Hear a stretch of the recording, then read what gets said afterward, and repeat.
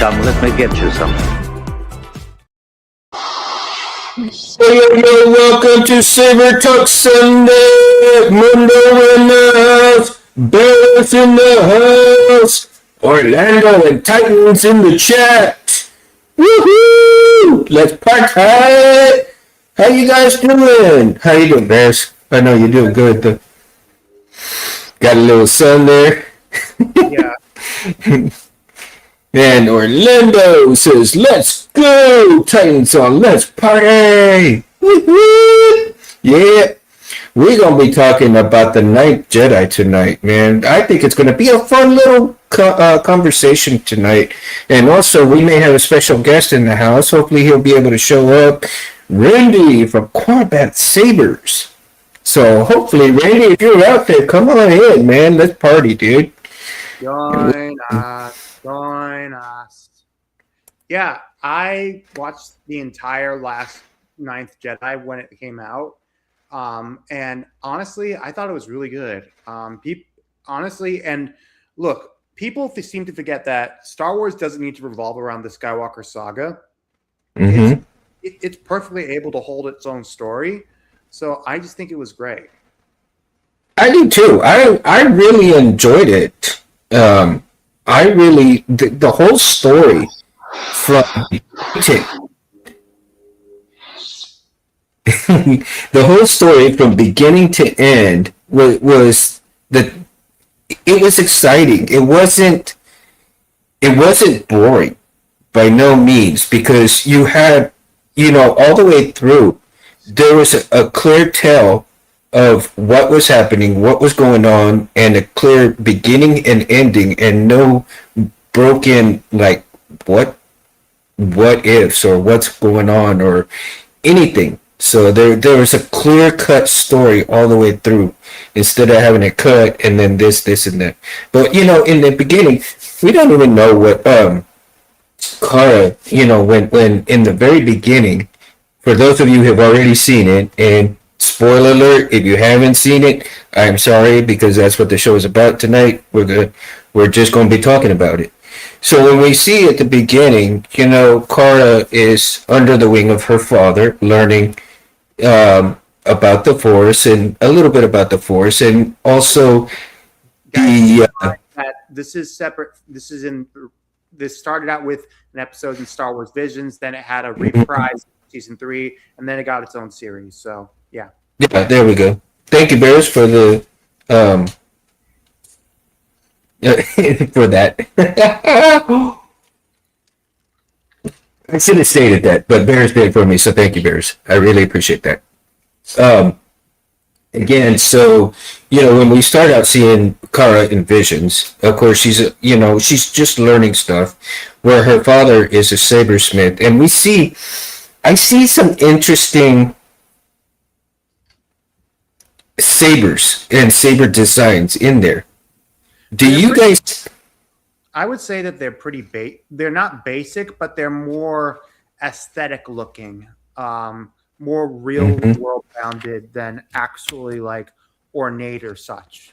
I would say some are ornate, some are more just different. I would say. Oh, really, Orlando? I'm a little too loud. And Barris is a little, you can't barely hear him. Oh my gosh. It's weird. And that's because, man, okay. So let me see. I don't know if I can change the volume right now at this point in time right here. Let me see. And I would have to go out and come back in. Let me see. But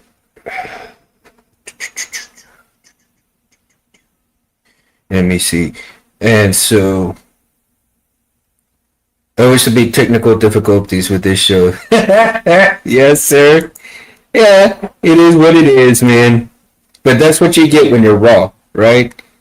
I'm like I said, and I say it every single time. I mean, you can't edit live, and I'm not going to. I mean, that's what makes me different from everybody else.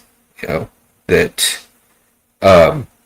I'm not going to change who I am, what I am, how I do things for anybody else. And that's me. That's what differentiates me, is because you can edit all kinds of things and be clean and everything else, whereas I am what you get. And I love everybody, so it's all good, all good. Orlando, did you enjoy the show, the Night Jedi? I mean, I enjoyed it, and if you watched it all the way through, it came out pretty good. Um, what did you think of the? Huh? He's in Australia. I don't think he got it fully released. They fully released it over there. Oh, really? Yeah, I don't know why. Orlando, does it go late that way? Once if it releases over here and then it's late over there? I should have thought about that because I didn't. I honestly, I didn't think about that. I really didn't, and I certainly apologize, man. I certainly apologize. Let's see here. It's tradition, of course. Bears, did you see the little thing about Jeff Dunham with the stars? Okay, it is fully released. Yeah, don't worry. We don't need. I mean, the spoilers aren't really as bad. I mean, obviously, the good guys win. So,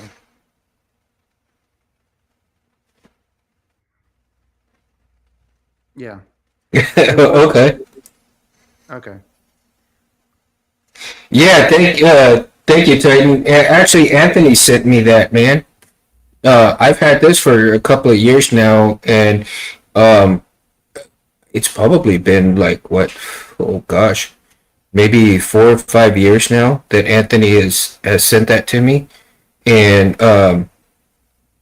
Space Windu. Everybody knows him as Space Windu, and I love it too, man. I just haven't had a chance to really put it up with me being in the garage, but in here I set it up in here, and it really, it really looks good right there from where I'm at here in the dining room, and with a couple of sabers right behind me and stuff. So, oh, you watched the first episode last night? Well, we got a lot to talk about. So by the time you can, you know, uh, talking about the first part of it from the vision standpoint, and then we'll work our way down. So it's going to take a while. So we'll have a lot of fun talking about it though. Um, as far as we know, Kara's father didn't consider himself a Jedi. I mean, a traditional Jedi. He considered himself more of a sabersmith than a Jedi, more than anything else. Um, and when we see that they're after him, and Kara, the Kara is told by her father, "Hey, go take this to the Margrave. I'm sending you here." And when she sets onto that journey, um, she sees her father basically taken down, and she has no idea whether he was dead, whether he's alive, or anything at this point. So she is on her journey to get to the Margrave, and um, and we see that her father has given her all of these different lightsabers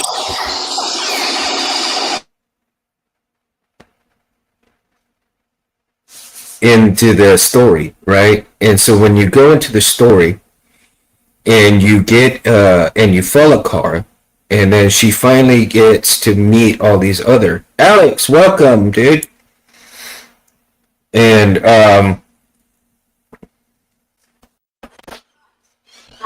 sorry about that. One of my daughters just walked in.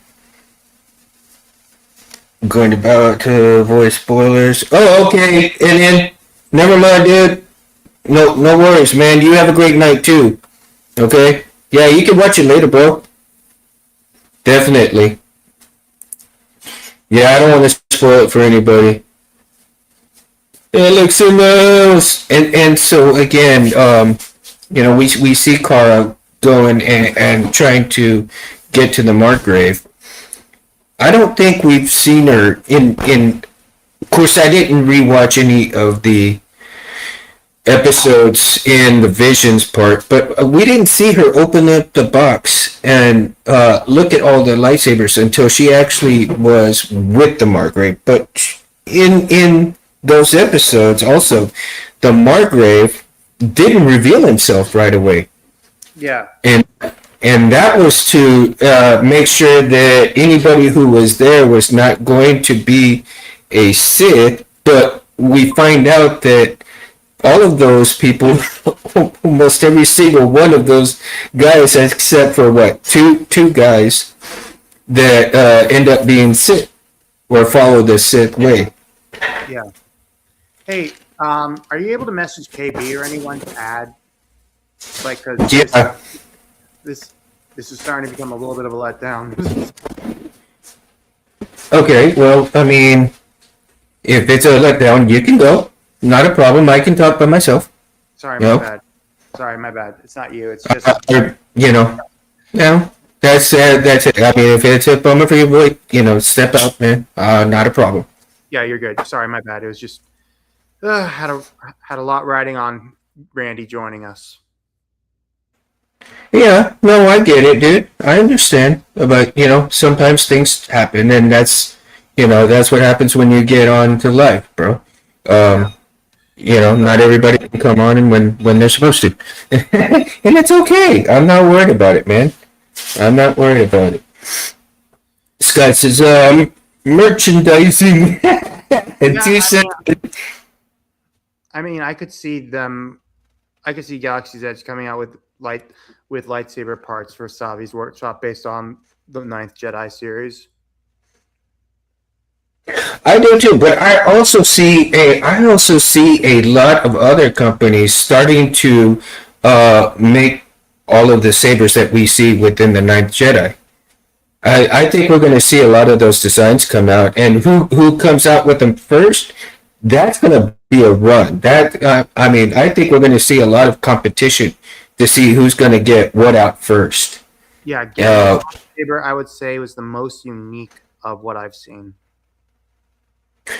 I really liked Judo's Master Saber. It looked pretty interesting. Wait. Floating head. Gosh. Wait, who? Juro's Master? You mean the? Not Juro's Master. Juro's Master. Him, Juro, and Carl's father, right? Yeah. Their master. If you watched in the night, I watched it. Yeah. I mean, it looks pretty basic. I mean, with the little greeblies added, with the little hilt around it. So yeah. Mm-hmm. But it looked like a traditional. I think they had it. If you looked at the shaft of it in the bottom half, it kind of looked like a traditional, almost like katana half, right? It was wrapped like in a katana style. Yeah, and yeah. Since I'm burnt out every week, hey guys, look, another version of it. It's exactly like everything else out there. Yeah, I don't understand how they were able to do. I liked how they did with Margrave Juro's lightsaber with the Tsuba like that. Oh yeah. And I was surprised. Actually, with the way the Margrave was announced, and then that suit that he came out of, I like that. I thought that was pretty ingenious, where he came out of that robot body like that, knowing that okay, he's still in that, and he knows. He must have already felt who were the Sith that were around, but he wanted to make sure that they revealed themselves before he came out. Yeah, definitely. Yeah, that was pretty cool. I mean, I like the fact that he was testing everybody before he really revealed himself, Mm-hmm. and to find out whether he gave when those individuals got the sabers and they ignited the sabers, only to find out that the red blades came out. And Kara, I don't think she was really surprised, but the Margrave, he wasn't as surprised as you would think he would have been with all of the Sith there. I think he was expecting it. I think he was expecting those Sith to be there and to find who they are at that point in time. I wish we would have got to see him train Kara a little bit more than what we see within the show, though. I know we see him training her a little bit, but I think what we missed was just a little bit more of the training that he did with her in that amount of time, from visions to the Ninth Jedi itself, right? Mm. I think if we had seen what kind of training he gave her up to the point where she is now with, with the little training laser balls, and but throughout that whole series, she begins to she fights with herself of the understanding of the force because she hasn't grasped the connection of how to fully embrace the force all the way through. And you see that progression as she goes, that she knows she's strong in the force. I would kind of like compare her almost to Rey, but not quite. Well, what are your thoughts on that, Barris? Start comparing Kara to Ray. I mean, I would. That's it. I mean, I would say it's a bit tricky considering how things go, but also you got to keep in mind that with, I would say people, I don't know. I mean, I would say both are very different characters altogether. I mean, Kara's not really overpowered. And I mean, it does show her training.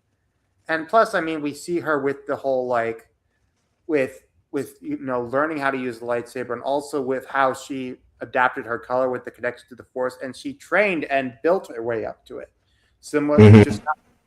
just how Obi-Wan did during his Padawan seat, during his time in the Jedi Temple. The reason why he's such a great Jedi is because he actually put the work into it. And I Mm-hmm. mean, it's not a matter of.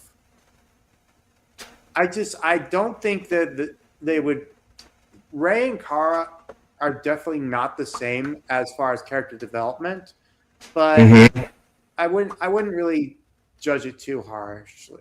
I mean, plus I would say the entire story is pretty well balanced out.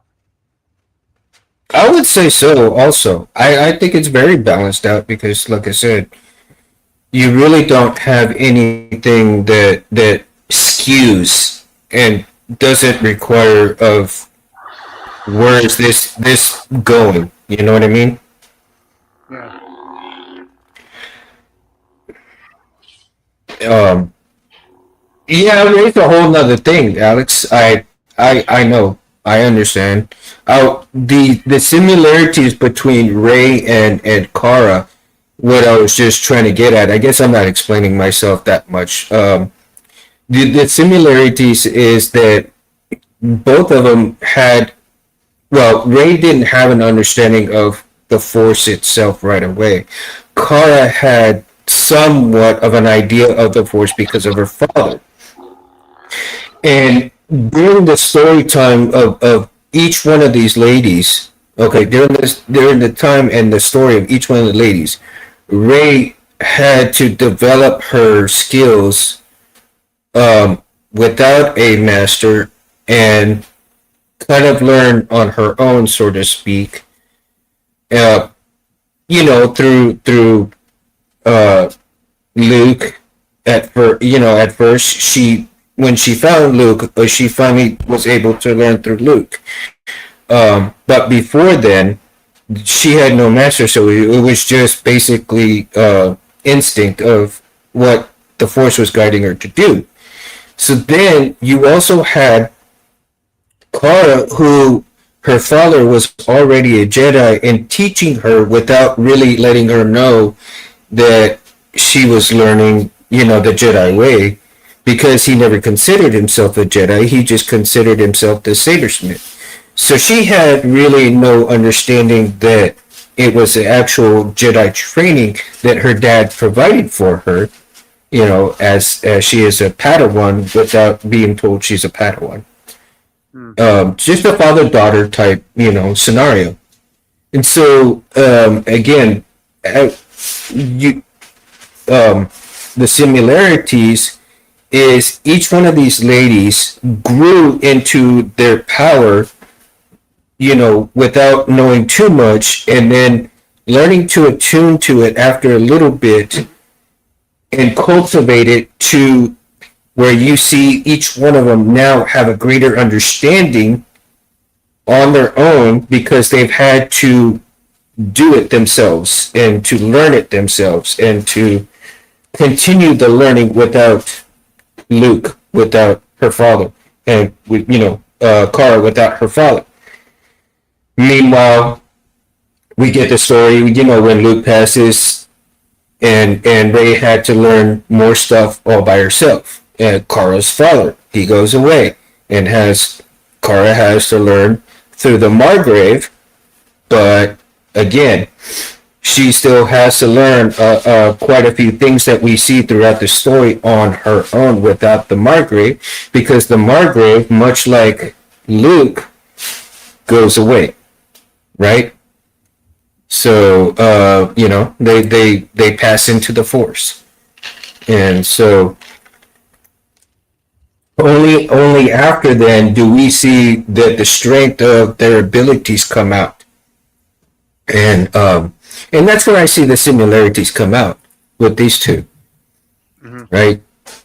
And it's a common denominator, because if you have a master that stays with you, I don't think that you could fully grasp what you're learning until you're out on your own, much like a job, I mean, you get the skills, you learn the skills, but you won't learn anything really until you start doing it yourself. They can teach you all that and then it's up to you to do the rest.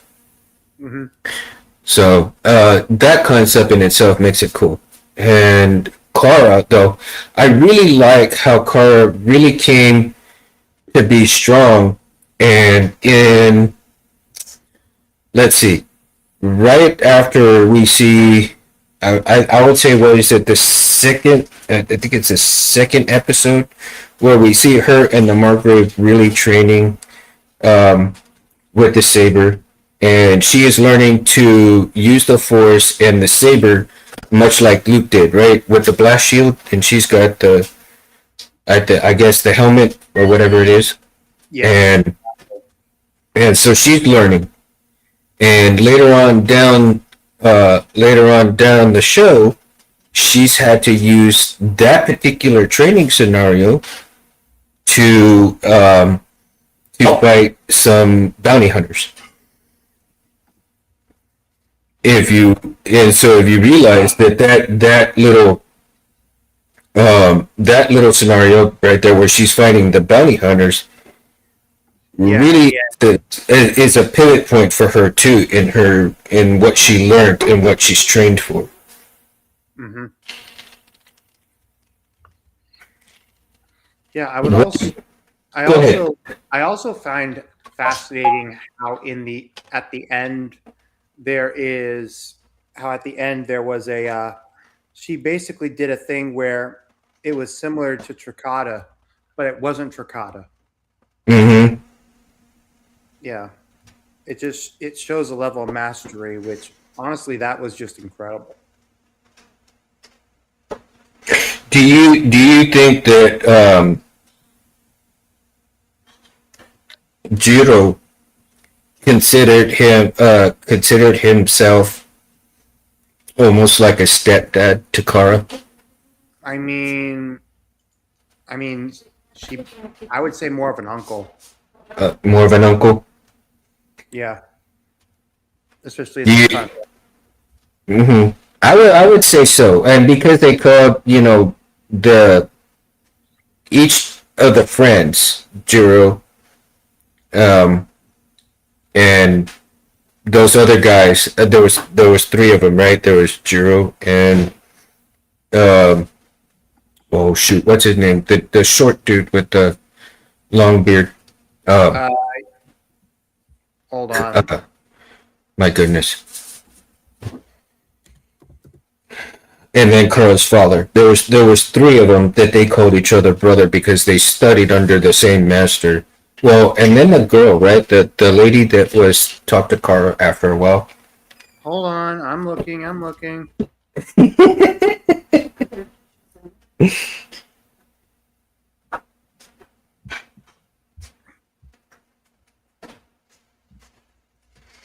Ugh, fuck. It was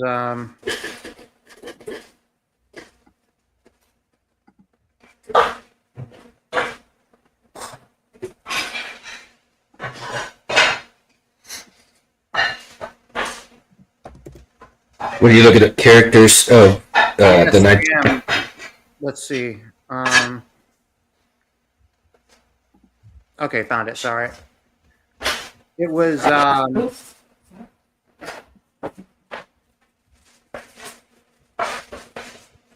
stand by.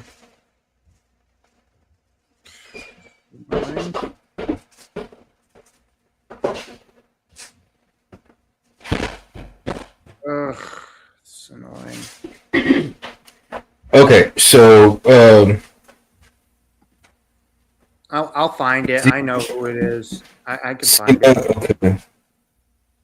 Margaret Judo, former Jedi. Okay. Let's see. Yeah, hold on. It's Quana. Quana. Okay. He's voiced by Ken Jeong. He's voiced by Yeah. Ken Jeong. I know because it's the same voice actor who did Captain who did Commander Sato and Rebels and a few other characters. Really great voice actor. Okay, so let me see here.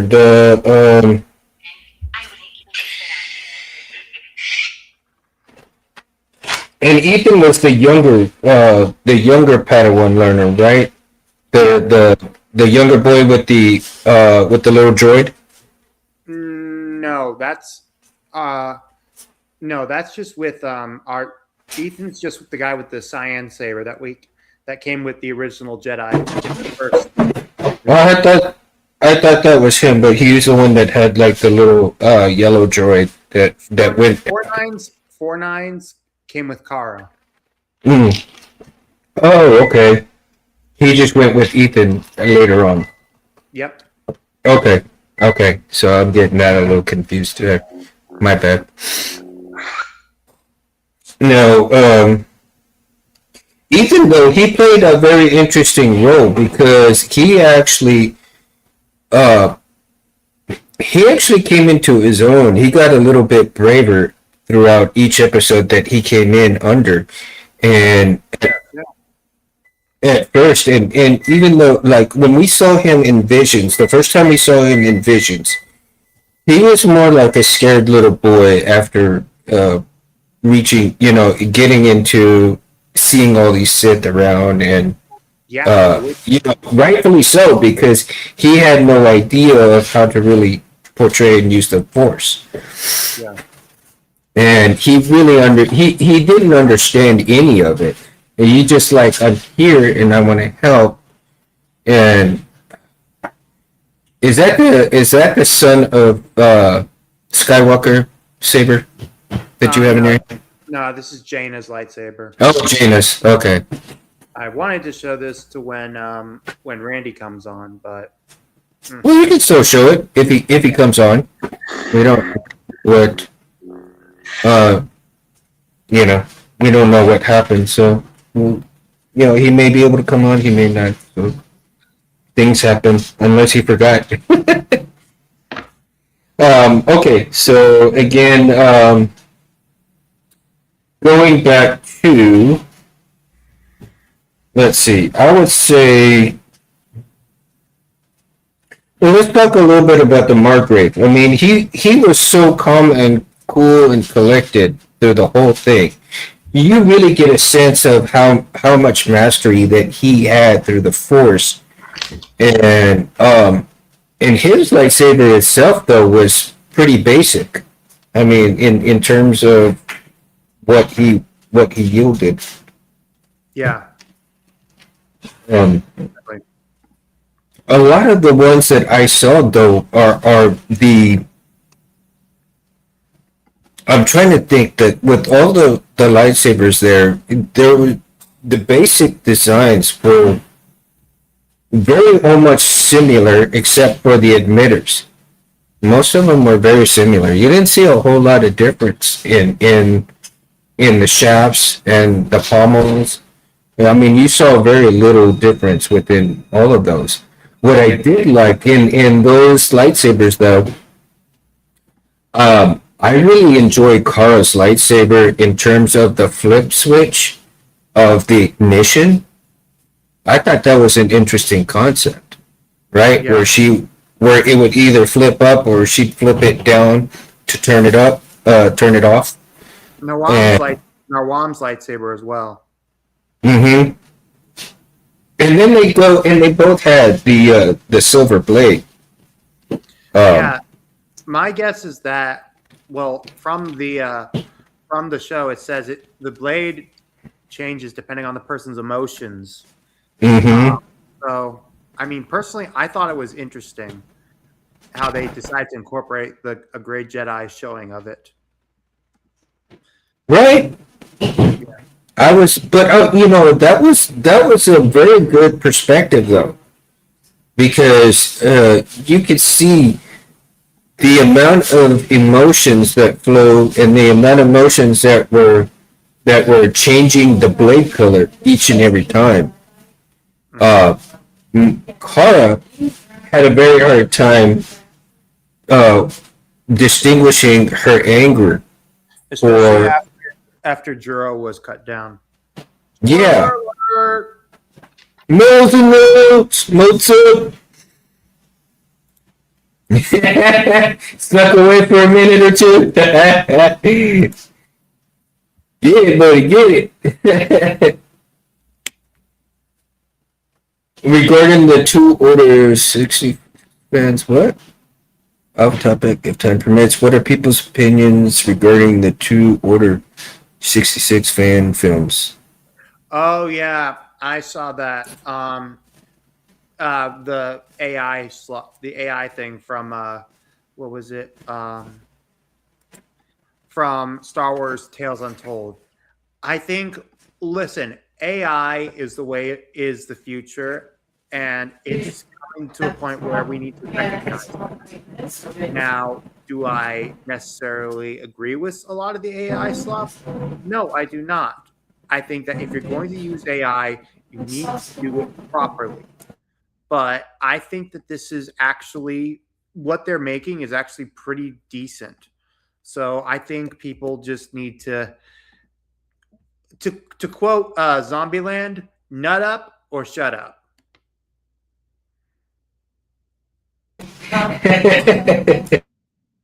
Yeah. I mean, look, I think that it has potential. I just think that when it comes to AI, a little more human intervention is needed to get it even better, especially when it comes to the saber movements and the random blockiness of the movements when it comes to lightsaber choreography. Otherwise, it's getting there. It's getting there. It's getting better every day. And I think that people just need to accept that AI is going to be a more prominent usage of it. Now, when it comes to using it with permissions, that's a whole nother topic. But I think that right now, with with how they're doing it, I think that Star Wars Tales Untold is definitely getting on a correct path towards it. Yeah, as long as it's used properly, but I don't know. I mean, that's a hard thing, that, because Getting it better. does take, it is, but at the same time, it takes away from, the original person who would do something like this. You know what I mean? And if it's gonna take away the likeness of that person, that's a little hard because then they don't get credit for it. Yeah.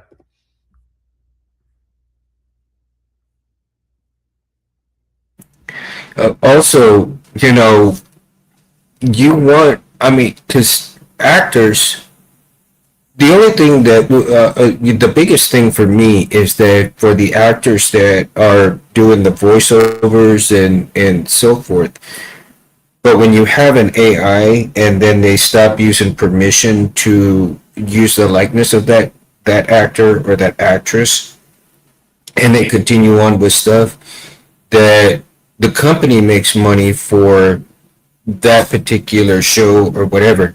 But the actor and the actress that loses money when they use their likeness and they're not getting paid for their voice or their acting ability that went into this AI generated thing. You know what I mean? Yeah, I will say that, like for example, in the recent one that I was mentioning by Star Wars Tales Untold, it shows Keller and Beck, i.e., uh, in Ahmed Best. Now, I mean, I didn't get to meet him at in Knoxville, but I would think that he might have a thing or two to say about that. I mean, he would admit it. Yeah, he'd probably admit that it looks pretty cool, but he just think that it just. I mean, it all depends, really. Yeah, it all depends. I mean, that's true. Can't, you know, we'll go with that. It all depends. And it's, I mean, there's not, don't get me wrong, there's some good stuff that is coming out of it. I mean, things are getting better. And we see that on YouTube videos. We see that on different things, right? Um, and it's there's a lot of good things, but there's a lot of bad things too. It's kind of 50-50, like you said. But I think things will continue to get better if they properly do not take the likeness out of the original people and just kind of shaft them. That's the biggest thing. If AI is going to be using the likeness and they're going to make money off that, then they need to give the royalties to that actor or actress, right? Mm-hmm. Yeah. So I saw the trailer before I came and it got me really inspired. Mashup, lightsaber, scrap build, and I want to do cues, loops. Oh yeah, dude, for sure, Alex. Like I said, I think there's gonna be a lot of mashups and a lot of different new designs coming out, especially now with the Ninth Jedi that we saw. It's gonna be interesting. Felicia in the house. I would It's argue like that Starfall Sabers could be the one to do it. too. Juro's Hill was sick, dude. And I actually think that Kara's Hill was pretty sick. Um, Really interesting design. And I'm pretty sure, and I like the fact and the concept that you can use with the sliding power button. Now, I think we're gonna be seeing some of that come out pretty soon if we haven't already seen it. I think the sliding button is a good idea. Um, it's similar to how KR Sabers and Elf Sabers did with their Ray Scavenger Hilt with the flicking mechanism. Um, it could, which works. It's just making sure that it all works with that sort of thing. Yeah, and wasn't Ezra's um, first? Well, not the blaster one, but the second hit Yeah, had that. with that one, it was more of a push down plunger. Mm-hmm. On on the ones we see today. like for example, the one by Nexus, it uses a push down. You flip it and it pushes down on the plunger with it. Yeah, I don't, but I wonder. I mean, that's gonna be. I can picture a saber in my head right now, utilizing that slide power arc. Right, KB's in the house. All right, KB, what up? Oh, KB, finally! I was getting lonely. No offense, Mundo. Ho ho ho! No offense. Lonely?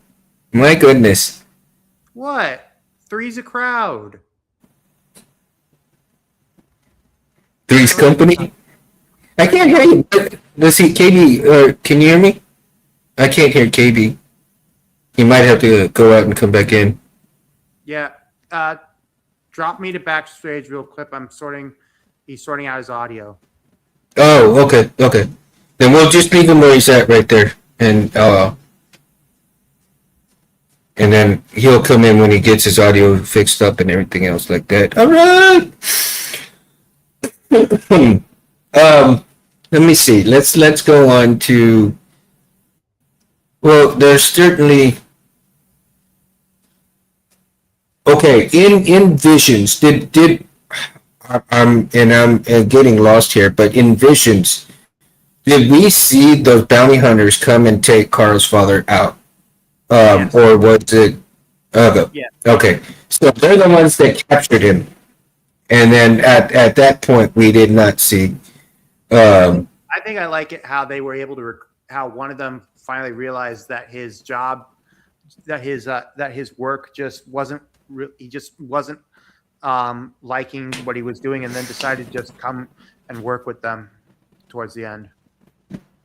Yeah, and I think Cora is the one that really convinced him to fight for something that's worth fighting for, instead of just fighting and getting paid for it. He's like, oh, KB is here. Yo. Woo! Hey, KB, how are you, man? DG is in the house. I'm dog tired. What'd you do? Did you go fight before you came on? Mm-hmm. Yeah. I had some good matches. Well, it looks like you got the crap kicked out of you, which I mean, it is Saber Legion or similar to what we're doing, yeah. So. Mm-hmm. Man, okay. So, KB, what did you think of the Night Jedi? Peak. For me, it was peak. I like what they did with the lightsaber lore and how crystals function. I actually prefer that a lot better to how it is in canon, honestly. Mm-hmm. But that's the addition of that silver blade. Oh, absolutely. That was just. There's already been talk on the lightsaber pages about how to recreate. About how to recreate the silver blade using a silicone in like a silicone coating, like a wrapping inside under the over the pixels or something. I mean, if they're doing it pixel, it would still just be white. Well, no, but there is a way to do it where it's like for example, from Custom Saber Shop, their battle blades, for example, I'm looking at complete baselet blades, 1 inch. Yeah, there's their Korbanth style blades. You know, the ones where it looks like there's a core on the inside of it. Yeah. Yeah, basically that same appliance, but put in a NeoPixel blade.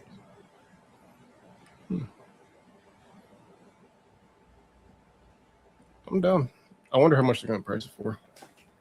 Well, I would argue that since a baselit blade with that Korbanth style from is usually around 28 $28.54. I would argue that, well, unfortunately, it's out of product. So, Mm-hmm. but ultimately, it all comes down to just what exactly you're. I mean, maybe somewhere between 85 to 115. Yeah, I don't see it being any more than your standard pixel blade. Yeah. Katie, what were your thoughts on the sabers that we saw in the Ninth Jedi? Oh, I love them. Absolutely. I have a little bit of issue with Kara's design. Only on the clip. I like the concept. They took that from Rey. But her clip is a little too bulky, in my opinion. It's a little too big for how they use the sabers. I would argue that was a choice on the animator's part. When it comes to I think too. and replicating it in real world, I think it becomes a little bit better. Yeah, I can see it being a little sleeker IRL. But it was definitely a design choice for the animators. No, I mean, I can actually see if the spring portion, if it comes to real world, right? If it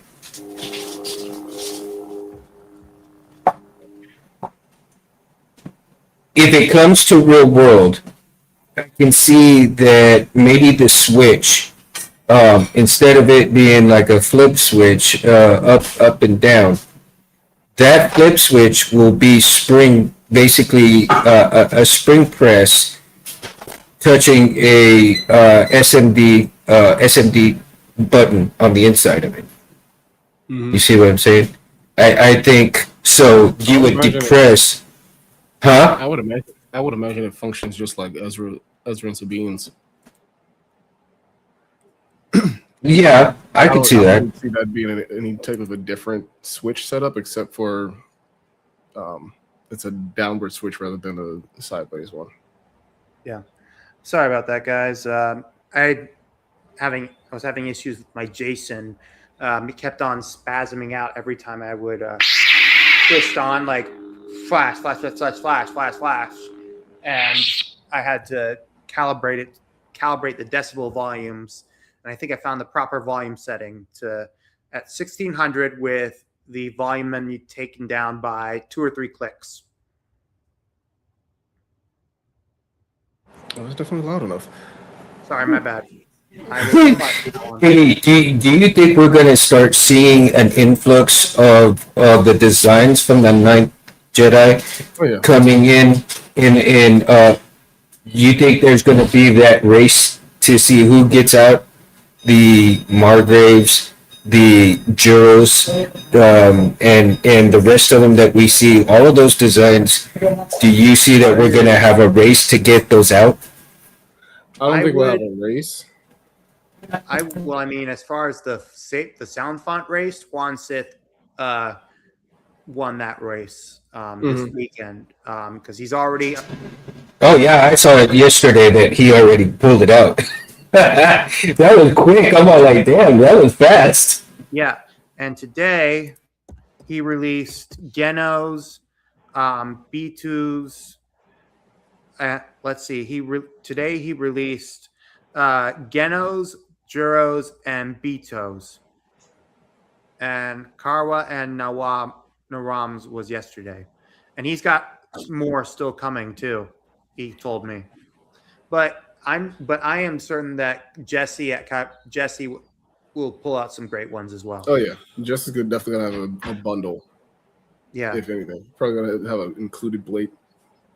Maybe an included blade style? I would like that, especially with, and I'm sure that he will he's either one of them is working with FET 263 because they did that, especially with the moving from silver to from the color to silver and back again and whatnot. And plus, the cool thing is that you can use this. You can use the Margrave and Kara's blade style from Fet 263 on these new fonts too. Mm-hmm. Yeah, I'm a huge fan of the actual hilt designs.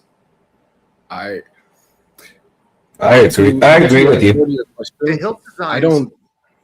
I don't see it being a race because if we're actually being honest, a lot of our saber makers aren't really fans of the new stuff at all, even though there's a lot of popularity demand for it. They still ain't fans of the new stuff. So I don't see it being a race. I see it being one or two. More like a reluctant. I will say Geno's lightsaber, the Sith, in the series, looks really cool. The one with that shroud. Mm-hmm. Yeah, that looks amazing. Yeah, it actually reminded me of Starkillers, honestly.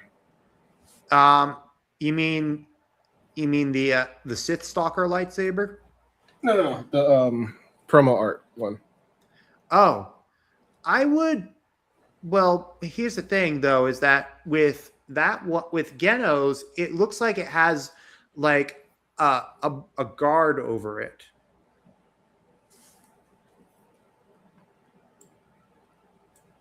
Which, like an ornate guard. Huh? I don't see that being a bad thing. Oh no, I don't see it as a bad thing either. I'm just Margrave's had his had like a Suba venting on his. Yeah, I like that. It was almost like the Halo ring, right? It was almost like a Halo ring when you see it lit. So it was kind of like the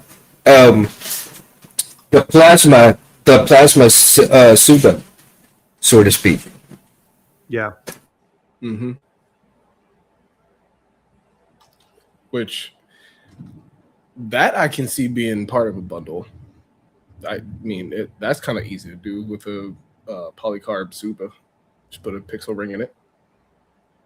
It's been done to a degree. The only thing I kind of fear for that one is the durability, because somebody, because of the designs for them, you already know somebody gonna get to fighting with it. Yeah. Hopefully it comes out durable. That's all I'm hoping. That's it. Mm-hmm. Yeah, that I pulled up some of the concept art. Cars definitely took some inspiration from the Starkiller V2, especially in the emitter section. Yeah, I would say so. Yeah, a little bit of Starkiller, a little bit of Ray, and a little bit of I would say was another mashup was the concept that you see of Ezra's second saber, as far as the up and down type Switch, yeah. switch. I would say a little bit of Obi-Wan inspiration on the pommel. Just minus the blocks.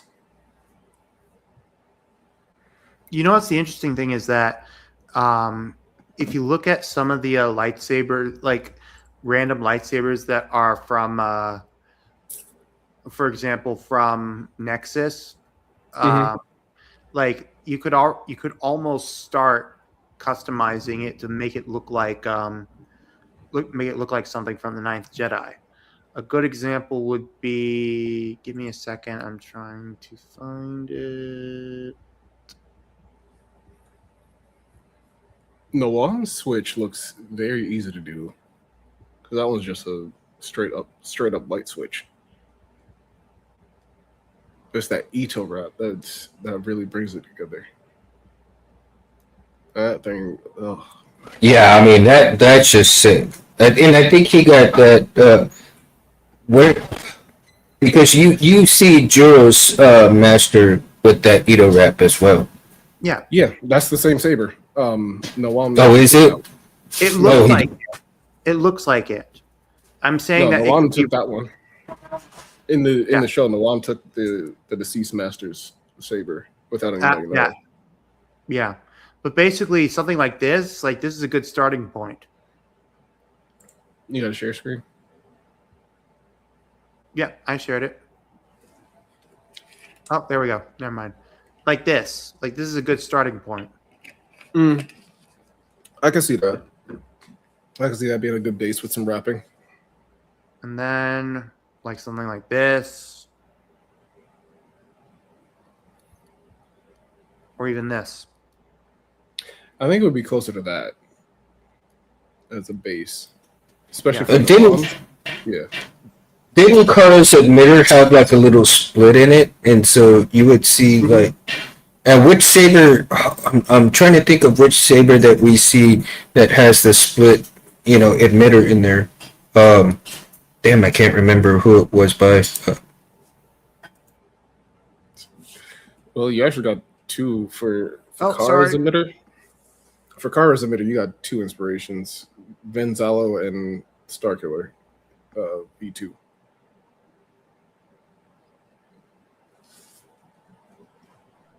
Sorry, I connected myself. Bleh. Sorry about that. I accidentally disconnected myself there.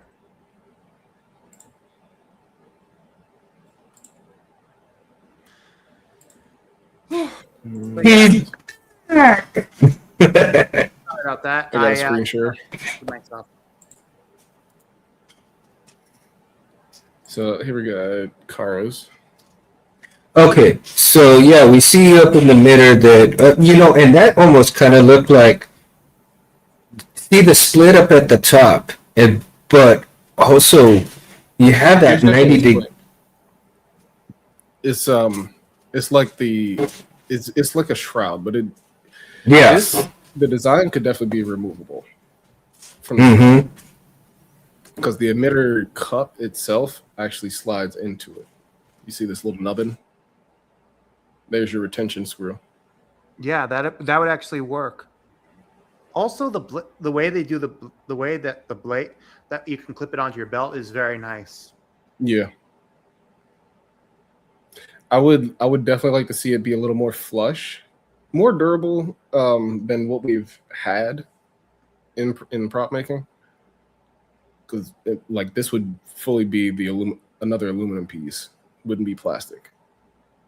A little more flush, so you can like comfortably hold it in two hands without it like poking in your fingers or getting caught on anything. But you could also do like that leather wrap, but the one that you can just slide onto it, right? That we've seen with some of these companies make, that you just slide onto the wrap. I mean, the leather's already wrapped. It goes over like the sleeve. Yeah, this is what I was talking about with Juros. You see, we got the halo ring and the venting right here. Yeah, Juros is incredibly doable because the pommel is basically what we saw Bear show us for that last Nexus one, and then you just got an exposed emitter. I mean, I would argue that that Starfall Sabers could do a series on this.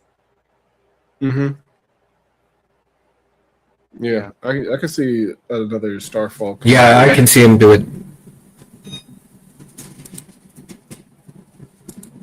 And then we got the Wams. Oh, see, there you go. Yeah, see, this in my opinion is the simplest. That one. It's basic. It's super basic. Like you got basically a light switch for your activation switch, which can you can use the same function as you would for the Graflex, the button on the side. Due to your aux and main, then you got a regular Etorat. The only gripe would be there's no belt hanger. Well, that's the thing. With a saber like that, you just have to. You just need to be creative about it. Improvise it. I could see there being a flush. Randy's in the house. How you doing, Randy? How you doing? Good. Welcome to the show, my friend. What's up, Randy? Hey, how you been? Who's all here? Do I know everybody? Well, Okay. you've spoken with me a few times. Baraslavovitz, pleasure to meet you, sir. Yep, nice to meet you. I am KB. Miss KB, and I am the host of the show, Mundo, and we're from Korbanth Sabers. If you're familiar with Space Windu, Anthony Lagapa, he has graciously allowed me to run the show. So, welcome, and I am honored that you are here on the show with us. Well, thank you for inviting. I appreciate talking. Anytime. I mean, it's like I have seen a lot of. As a matter of fact, I was on your website today and looking at all the sabers, and I was reading up on some of your stuff, and it was like, oh my god, just look at the designs on here, and in a rat race world, and you've managed to do this for 20 plus years. It's just nothing short of amazing.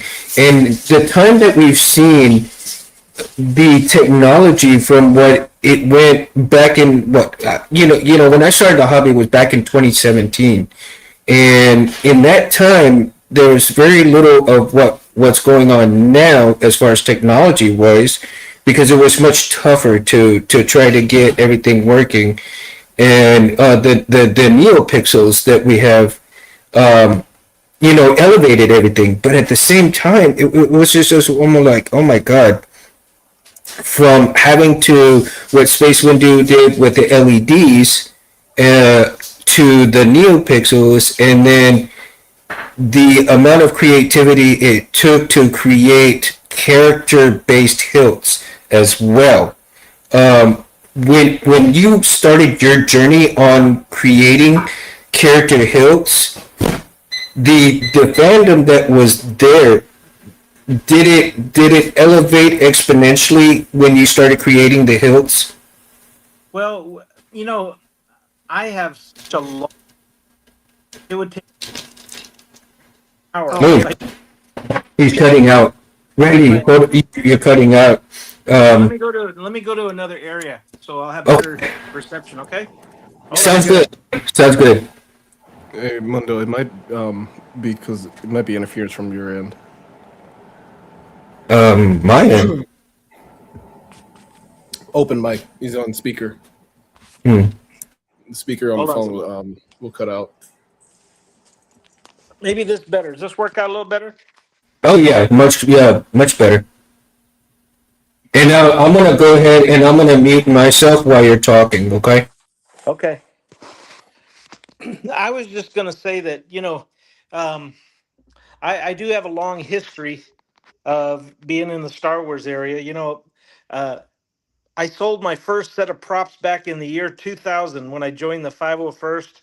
I was doing it just because I wanted to help other people get stuff. And then, we would make all kinds of things, R2D2s, helmets, models. And then I met up with a dude named Jeff Parks. I don't know if a lot of people have heard that name anymore. I mean, he used to be a big deal, back. Oh, we in still the- talk about him. We still talk about him. Yeah. And so he was really one of the pioneers of designing lightsabers. I mean, obviously there were other people doing them back in those days, but during that time he was designing lightsabers, making them in his own metal shop in Central Texas where he lives. And I started buying lightsabers really just for my own collection at first, and then he was selling them all to me so that I could then resell them for people who wanted them, because I guess Jeff Parks was not the easiest person to get along with. He doesn't have the best reputation for being a nice person. So people would rather buy them through me as a middleman than buy them from him directly. So that was kind of where it all started. And then I guess for about 7 years. That was all I sold, was empty lightsabers. And I had about 7 or 8 gigantic racks full of product. And so that was kind of like where I started. And like basically what I used to sell in the beginning was Park Sabers lightsabers, and my name on the boards was Korbanth. So people would say, "Yeah, look, I got this brand new Graflex or an MPP lightsaber," and they say, "Where'd you get it?" Well, most of the time, people didn't even know it came from Parks. They just knew it came from me, so they just called it a Korbanth Saber. And I just told people, no, I'm just the middle guy. I don't make them. I'm not a machine shop. I mean, I have some skills, but not much in the lightsaber area. But selling Parks lightsabers for him grew and grew until eventually I thought I could just kind of do things on my own without him, and he was kind of getting out of it. So you're right. I've been around lightsabers for a long time, and I remember 2017, 2018 time periods when RGB was the bomb. Like, wow, look at this, it lights up. And so, and then of course, I don't know exactly when NeoPixel kind of first happened, or maybe around 2018, 2019. You think? Right before COVID. Yeah, yeah, about 2018. I remember showing off NeoPixel demonstrations, sitting on my carpet in the half lit room and watching them light up, and just people lost their ever mind on how cool these were. And so we just kept on going. We kept on going. Um, and Making Canon lightsabers has always been a passion for me and my group. And so I don't know where eventually things will get even better, because everything has to evolve eventually. Well, So I will say, sir, that your recent additions with Elf Sabers and the collaborations you've done to create hilts from Legends has really brought about a part of the fan base that has been talking about it for years. And I mean, Ulaquel Droma, that's a character that that people talk about but not really discuss. Like, I mean, on channels like Stupendous Wave, Geetsley, and Generation Tech, they talk about him, but to actually have his lightsaber fully made like that, it's something that not many hilt makers have attempted. And even when they do, there's sometimes an issue with it involving the parts and whatnot. So it's amazing to finally see that hilt get the love and respect that it deserves. and a lot of the sabers, the ones that you've never seen before.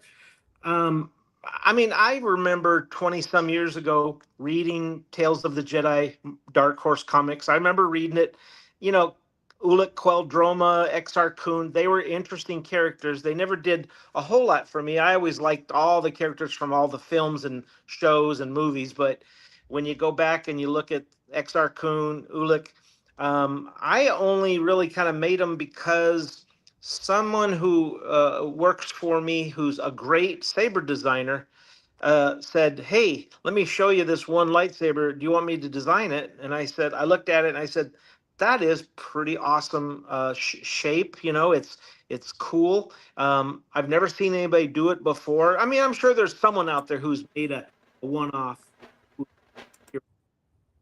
but it's a lot of fun to go back and find the ones that are just not available and make them so that people can have them for their collection." Plus, it's difficult, especially with Tales of the Jedi and the KOTOR series, because they're in KOTOR, for example, the closest thing we get to seeing characters with their lightsabers is the Revan Sith lightsaber. That's the basic design that we see all throughout KOTOR. And right.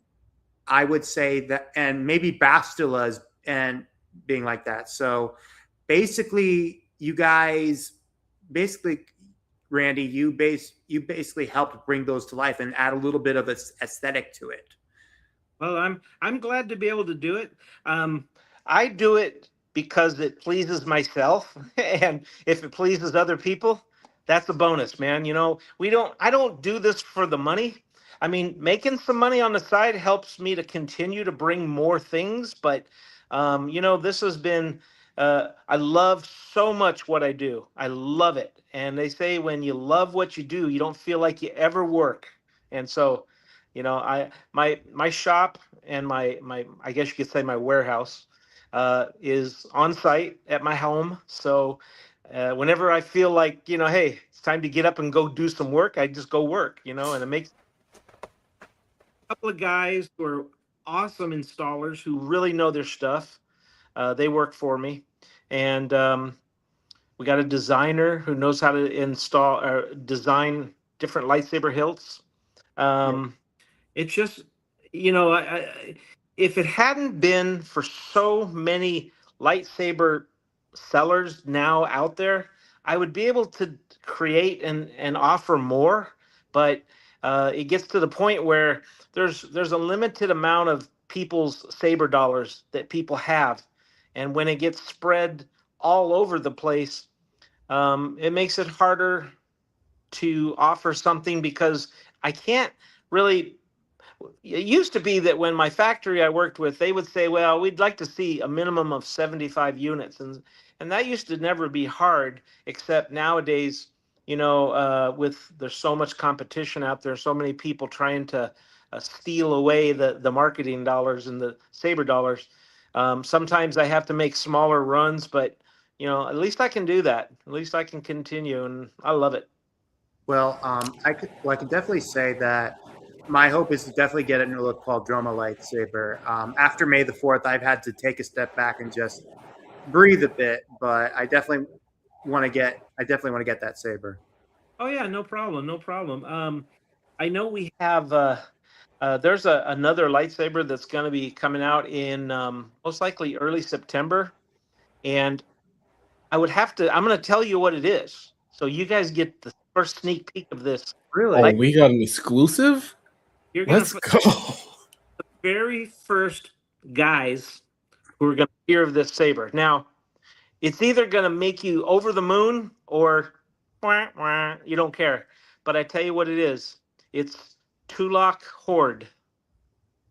Have you heard of that? Have you heard of Tulak?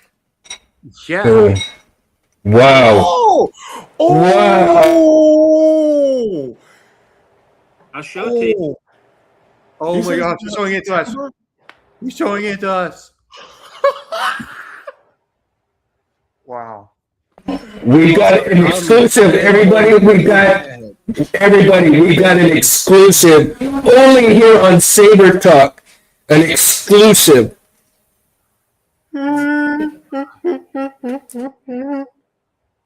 Now, this Oh. is so it's not finished yet. So Yeah. don't looking at it. But this is the Tulak Horde. Oh my gosh. Whoa. A leather wrap right about here. So it will be wrapped. Wow. How big this is. That definitely. Amazing. Amazing. Oh my. Oh, Look at that. Oh my God. Are you familiar with? Yeah, he's he's a Sith Lord that's considered one of the best lightsaber duelists ever. Yes. Oh my gosh. oh. We have these ready to go. The ones when they come from our factory will have the leather wrapping on here, so they're going to look pretty nice. Okay, and the activation is that red button, right? Wow. This is the activation. And is it 7/8 or 1 inch? I think this one's 7/8 blade. Oh wow. You know, I mean, I prefer my 1 inch blades because you get to whack them with it, but in this case, I think I can make an exception. It looks like a 1 inch from here, anyway. Rich is in the chat. Oh my god, it is. I'm sorry for fanboying so hard. This is so gorgeous. Oh my god, this is so cool. I think me and Barris are both having a fanboy moment. It was made the Tulak Horde. Oh my gosh. Is that the bottom jewel? Is that emissive? Dude, that is so gorgeous. Part of the That is trophy. gorgeous. Oh my god. Look at that.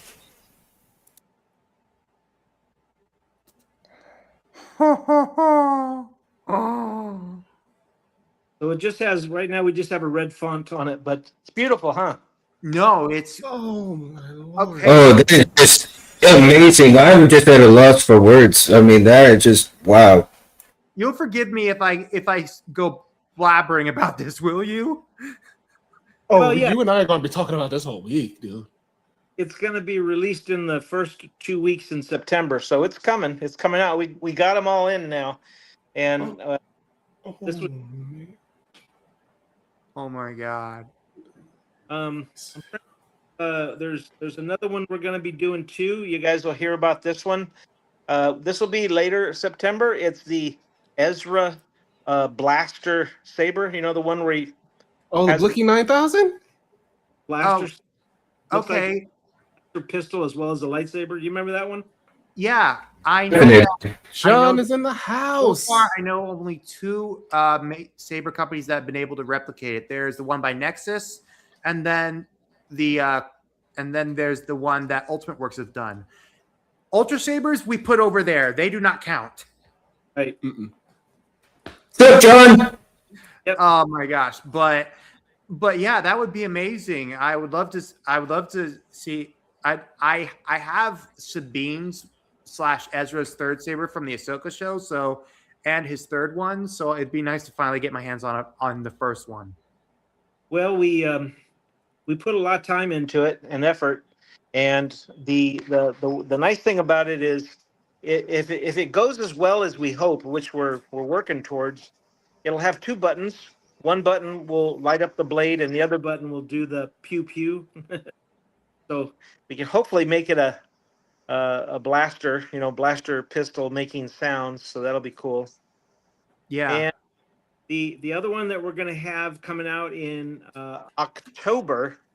This one is. Are you familiar with, in the Star Wars, the old Republic time period? They had a lightsaber called Arcan and Thexan. They were the two brothers. Yeah. Ain't another one? Are you doing another version of it? So no, not another version. We still have the Thexan and the Arcan that'll come out. But how familiar are you with the sister and the father of Arcan and Thexan? Yeah, Valkorian and Valen. I know that Jawa's Junkyard did a Valen. Right, but it was too short. We got some details from one of the guys who works for BioWare, who works in that territory, and Oh my gosh. that one's going to be true longer, and it's going to be I guess the name of it will be, because I guess Arcan and Thexan's dad or father was named Valkorian. Yeah. And he was I guess he lived to be like 1,000 years old, and he was a Sith emperor.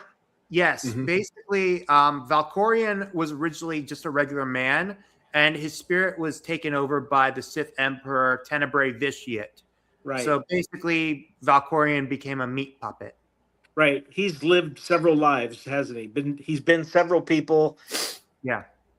Supposedly has a design of a lightsaber that will have multiple colors, gray, black, gold, chrome. And so we got it designed, and I guess it'll be called he gave it to his daughter Valen, right? The which is the sister to Arcan and Thexan, and then she used it for a while. But so I can't think. I'm trying to think of the best name for the saber, and the best name I could come up with so far is just call it Valen, the daughter of the Sith Emperor Valkorian. That would be the whole title. We can you definitely workshop some names, because Mm-hmm. I would say Tortured Sister is a good one. If you remember the KOTOR trailer where she's where she's kept by the cultists on Nathema. I actually like that one. Um, Yeah, that'd be good. Or what about the V, just V daughter, or the V daughter? Mm, I mean, do you hey, think Balin would be still good to be in the title? I would say I would say cautiously to not include any Star Wars character names in the title, because the last thing we want for any lightsaber company, especially you, Randy, is Yeah, for we have Disney to we get come sued by the house crash you mouse. down. Yeah, And look, Disney knows better than to pick a fight with the lightsaber industry, because what they look, if you, They the need ones us. the ones they have at Galaxy's Edge, if you want to collect, that's fine. But their electronics, terrible. And but if They need us. they declare on if Disney's lawyers were to declare war on you or any lightsaber company, they would be kicking up a hornet's nest that would.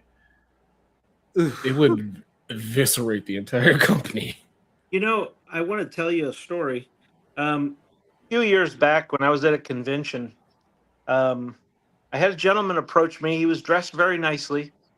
He said he asked me who I was, and I told him. And he said, "You're the owner of Korbanth Sabers." I said, "Yes, you may call me Korbanth as well as Randy." And uh, he shook my hand and said, "I really love what you guys do here." And he told me his name, and he said, "I work for licensing in Lucasfilm. I work in their uh, made it sound like he was a lawyer." And of course, I got a little nervous. I thought, "Uh-oh, this is the day I've always dreaded, when they're going to tell me I can't do what I do." And he said to me, I told him, I said, "Oh, okay, so you're Lucasfilm and you represent Disney." He says, "Yeah, I do." And I said, uh, "Is what I'm doing okay?" And he said, "I will tell you that the things that you do, I know all about your company. I've watched you for years, and no, you're not in any trouble.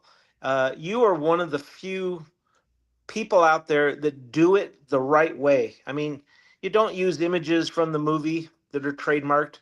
You don't use names. I mean, we have learned that we can say something like Graflex, New Hope, and then put in parentheses, as inspired by Luke Skywalker. That magical word, by as inspired by, saves you from copyright. Mm-hmm. That's okay. Because That's now good you're to claiming know. an inspiration rather than you're actually just making the thing. Right. You said a little bit of an issue, but you call it whatever you call it, and then you say inspired by. And so that's fine. We are completely okay with that. And he said, and we appreciate what you do. You continue to stimulate Star Wars fandom. You keep things exciting, because I was doing this even in the 2 years, the 2000s, and in the early teens. And people, I said to Lucas, the guy from Lucasfilm, I said, "So what gets people in trouble?"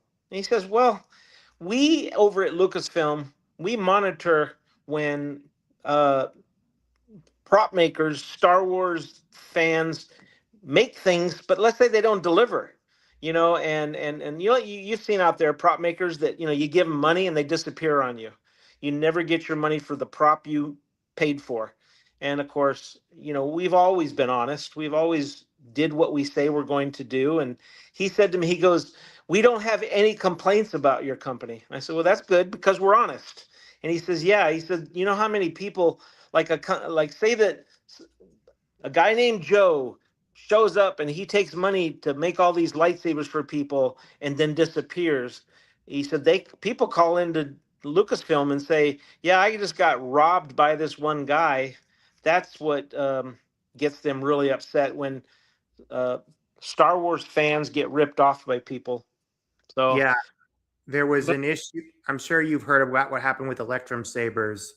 And we talked with the guy, and what happened was it was just a series of spiral upon spirals that happened with who he was associating with, and it just yeah, collapsed in on him. And he makes great sabers, no doubt about it. The problem was just some of the people that he was working with just bulldozed him. Oh yeah, yeah.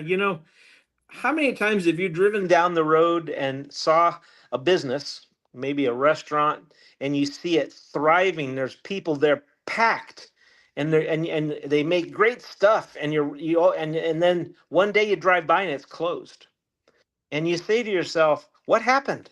They were doing everything right." Well, sometimes you can, if you don't know what you're doing, you could mismanage your business, and one small error snowballs into the rest, and you're just, your throat's cut and you're out. So probably that's what happened with the other company you just mentioned. They may Yeah, have been. totally agree. Yeah. And he also, and not to mention that he got, when he got shafted, and a lot of things that were stolen from him, having to try to recover and try to do the right thing, he just couldn't recover no matter how hard he tried and trying to get things out. But I honestly think that there was somebody that was working against him, either on the inside or whatever have you will, because when people didn't get things that they were supposed to get, and he's saying they sent them out but they never got them, you know um it makes it difficult, for somebody to say, well, I was supposed to get my saber but I never got it. Whereas the fact where he's saying, well, I sent it out to you, but how did you not get it? Of course, there's all kinds of factors with people stealing, porch pirates and so forth like that too. Um, and so, yeah, just one little micron of something that goes wrong, like you said, Randy, that could snowball into, this big rock. You start with a grain and it becomes a boulder. You know, running a business looks easy, but sometimes it's not. And if you're not careful, a really good, wonderful business that provides great products can accidentally fall off a cliff. And that's always, you know, obviously you can tell I'm a little bit older and I've been doing this for a while. So, I've got some experience behind me, and I've loved Star Wars. I remember seeing Star Wars when I was 12 years old in 1977. Try to do the math on how old I am. So, um, again, I'm glad you guys are doing some things like this to get people to be able to talk about lightsabers, and I appreciate you guys letting me come in and talk about stuff, and it's awesome. Yeah. Speaking of Oh, you lightsabers, really quick, the Collector's Outpost would like to see the Tula Horde one more time. Sure, no problem. Yeah. and Randy, do you have a favorite saber design? Believe it or not, favorite saber is the one from Ahsoka series. The guy with the beard, Balin. Oh, Balin? Two-bladed saber. Maximum volume. Hold on a second. Exit volume menu. Can we get a full shot of it? Second. Let me put the blade in for you. All right, you ready? Wow. I don't have the blade retention screw in, so it's sort of blinking. What do you think? That's just amazing. Oh my god. Now remember, here will be the leather wrap, and it'll be the it'll be the wrap that's like the samurai sabers are, the crisscross wrap. The Ito wrap? Yeah. Yeah. I am so in mine. I'm so gonna weather the crap out of this thing.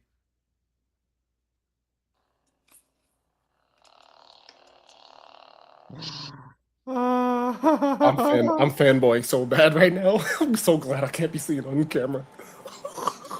Oh my god, I'm gonna have to get a loan just to get one. Yes, you can stick somebody with it. No, the production ones will be a lot less sharp. Yeah, one of the things I do with my sabers is take some sandpaper and go over any sharp edges. Because Oh my god. But I've been really excited about putting this one out. No one's really had a chance of putting out a really good two-lock cord saber yet. Welcome, Not Chuck. mostly it's because they just don't have the resources to do it, or and you guys basically you basically have broken the glass ceiling. And I surround myself with very good talent. I my skills have always been in my life, in my lifetime, have been marketing and sales. So, I don't know how to install a lightsaber. I don't know how to design one, but if I get other people to help me, I can do all the rest and make sure that these get out into people. And and real quick, I actually looked on the Star Wars Old Republic wiki page, yeah. and I found Tulak Hord's website. It's sold on the Cartel, the in-game store. Is it showing it? Okay, here. Basically, this is it right here. So, looking at it, Randy, you Oh my basically, god, you made a faithful 1-to-1. yeah. Oh Like my this- lord. I mean, almost to the T right there. Yep. Yeah, you definitely, whoever you were talking with at BioWare, like they really got it done well. Like, Oh my lord. Yeah, we have somebody over there who was able to send me over some CAD files and say if all of these shapes, it'll look exactly the way that it was designed to look. yeah, dude, I can see just it. I feel like this is the beginning of Korbanth being able to replicate lightsabers from SWOTOR. Like, there are so Yeah. many of those, so many lightsaber designs from SWOTOR that people would go gaga over. Sure. And They'd hawk a kidney for it, oh like yeah, Scott said. want to make things that people like, and this was one of my personal favorites that I've been looking for a long time, and now I've got it, and Yeah. we're gonna do the Kylo concept Jedi killer, and I know it's been done a few times, but we have our own design being worked on right now. So, when you take some of these new ones we're doing, the Ezra Blaster, the Valkorian, the Tulak Horde, and of course the Jedi Killer. We've got a good rest of the year coming. Yeah. One of the people that I've worked with, Juan Sith, he's been doing lightsaber fonts based off of Star Wars: The Old Republic, and he has done a Tulak Horde sound. So I'm not sure if you use Reavers, but if whatever you want to do with, but I'll send you a link later. But he's done some amazing sound fonts, and it's just I don't know what else I could say. I'll him if he wants to share it with me, and sometimes I work deals with people, to get me one. I have one that's coming. I haven't heard it yet, but he emailed it to me today. He's over in Ireland. His his name, his website is Fellowship of the Nerds. Have you? Oh yeah, Yeah, we're Luke familiar. Skywalker. I love that guy. I talk with him. I talk with him over Instagram. He's a really cool guy. Yeah, he's been. If you notice a lot of his videos recently, he really likes us. Yeah, I mean the discount you guys are using. I love him. Like seriously, I'm glad you guys are collaborating with that. Seriously, that's awesome. He's been doing the research for me, which is great. When someone helps me out, I love it and I acknowledge them. He went and found some type of audiobook that chronicles some of the old Republic. I don't know which book it is, but he said, I found some dialogue on Tulak Horde from some audiobooks and some video games, some of the video. I do know that in KOTOR, when you are playing as Revan and the Sith on Korban, you do encounter the spirit of him. Yeah. And I forget who, I'm pretty sure it was Tom Kane who did the voice acting. Yeah. But yeah, but yeah. Yeah. So I think right now I'm already going to have a really good two-lock font, and then if it was Juan Sith that we said. Juan Sith, yeah. Yeah, Yeah. once it, he's highly recommended. I mean, highly recommended. I think I've interacted with him in the past, but it's been a while. It's been a while since we have. So, yeah, the right now our fonts are from Reaver's Arsenals, and they do a great job. They Chairman's do a great guy. I love him. and we've been exploring the idea of something that's kind of crazy. So we've got about a library of almost 120 fonts. Mm-hmm. Obviously you really don't want 120 fonts on a lightsaber. It just gets to be too much. But no, even with the memory size of Profi. you're right. But nowadays, there's been some new advances, some new features that allow you to, by the press of the button, by the way you press the button, maybe you press it twice, 3 times, and what it can do is it can advance. Let's make up a number. Let's say you got 50 fonts on a lightsaber, and when you first turn it on, it's going to display font 1, and then as you keep going down the fonts, pressing the button, when you get all the way to like 35, you're like, okay, I'm kind of tired. I want to go back to the original one. You probably have to turn it off and turn it back on. So sometimes that could be a big pain. But there are some of the new features now in the programming allows you to, by the way you click the button, you can go all the way to the end of the fonts. You can go forward by 10. You could go forward by 20. And the lightsaber, if you hold it up, it advances forward, and if you point the saber down, it advances the fonts back. I know that's not brand new, but we just started looking. Yeah, it advances it. That's actually pretty creative. Huh. So one of the things that we had done was we thought to ourselves, what keeps people from wanting there to be only 35 fonts, maybe 25 to 35? Well, it's because people don't want to sit there and push the button over and over and over to get back to font 1, right? Yeah. So with this new feature, yeah, definitely for sure. Oh yeah, I know. I mean, I even have it to where sometimes on some of my own personal sabers, although I know I could have tons of fonts on there, sometimes I just want the font of the character so that I don't accidentally go past it. Yeah, I always that's me. Loop, but we tried an experiment just to see how it would work.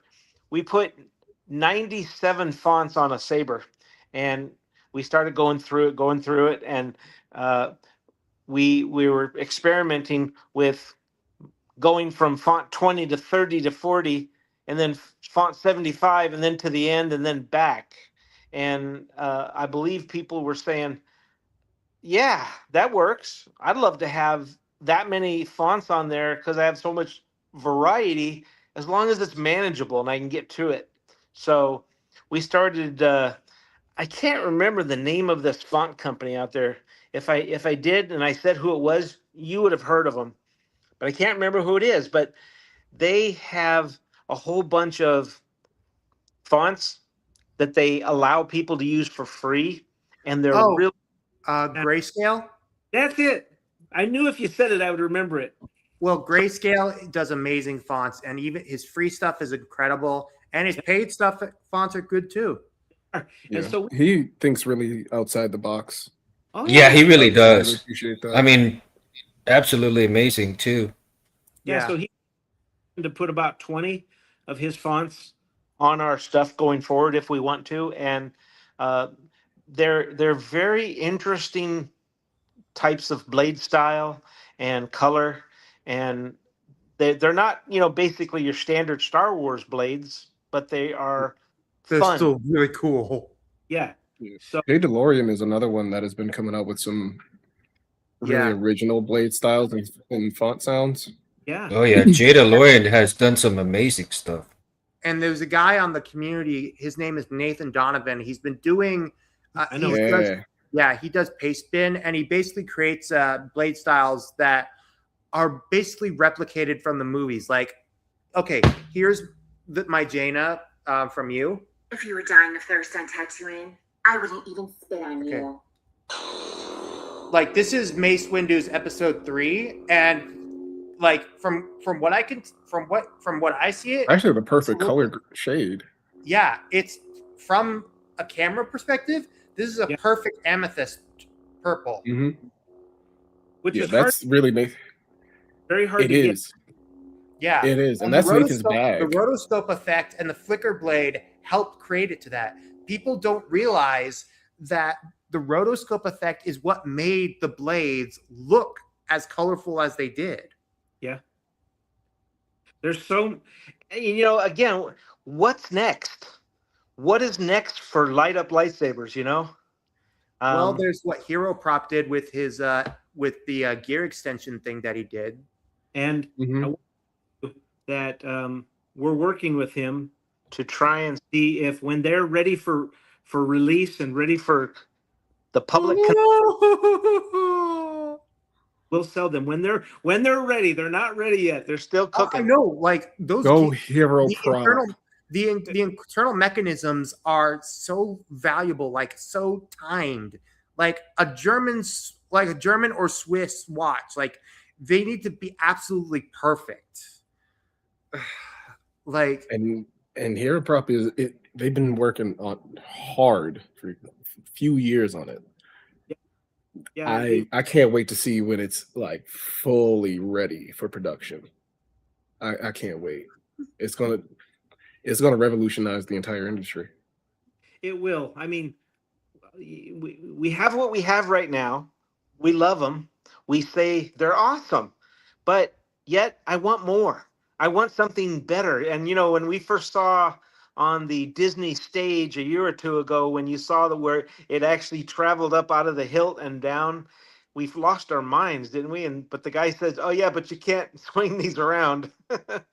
You it's can't. like, what's the point with a lightsaber if you can't whack people with them? You can't even spin it. And then Yeah, I mean, if you can't swing it and spin it, it's not a saber. one guy said to me, "Well, you should get them and sell them." I know the way you're doing that right there is wonderful. One guy said to me, "Well, buy those Hero Sabers and put them on the website, sell them now." And I said, "I'm a little nervous because although I got one in hand from the guy, they're beautiful. They look really cool, but I will tell you, they're as delicate as an egg." And Yeah. And he was using a KR Sabers Graphics in them. yeah, like he was.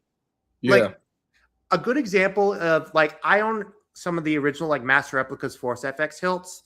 Like those hilts, the size that they have would be perfect to house the electronics. They're a little bit thicker, not Ultra Sabers thick, but just the amount of thickness to where it could actually properly hold maybe the electronics. I don't know. I'm not an expert at the thing, but I just feel like it could be a lot better. It could work. Yeah.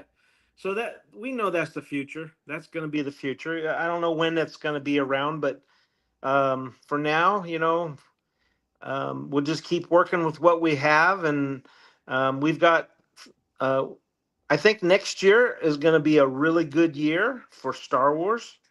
I think it's going to keep getting better and better under the new leadership who's holding it. With all the regime changes that have happened in there last year, and now we have new people, I think they know what we all want. They know what the fans want, and it just got to give it time. Speaking of Yeah, new I Star think Wars that's a stuff, good.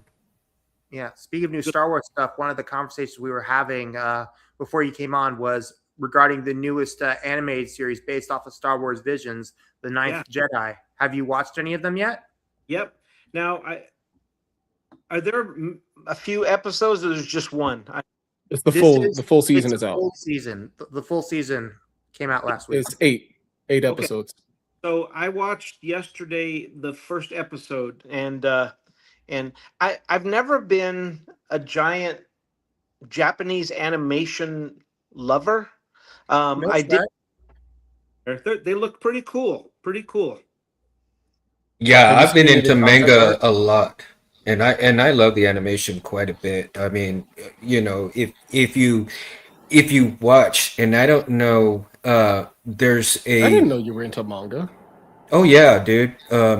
If you watch one of my favorite anime movies is called Ninja Scroll, and if Oh, you you know watch that, Ball.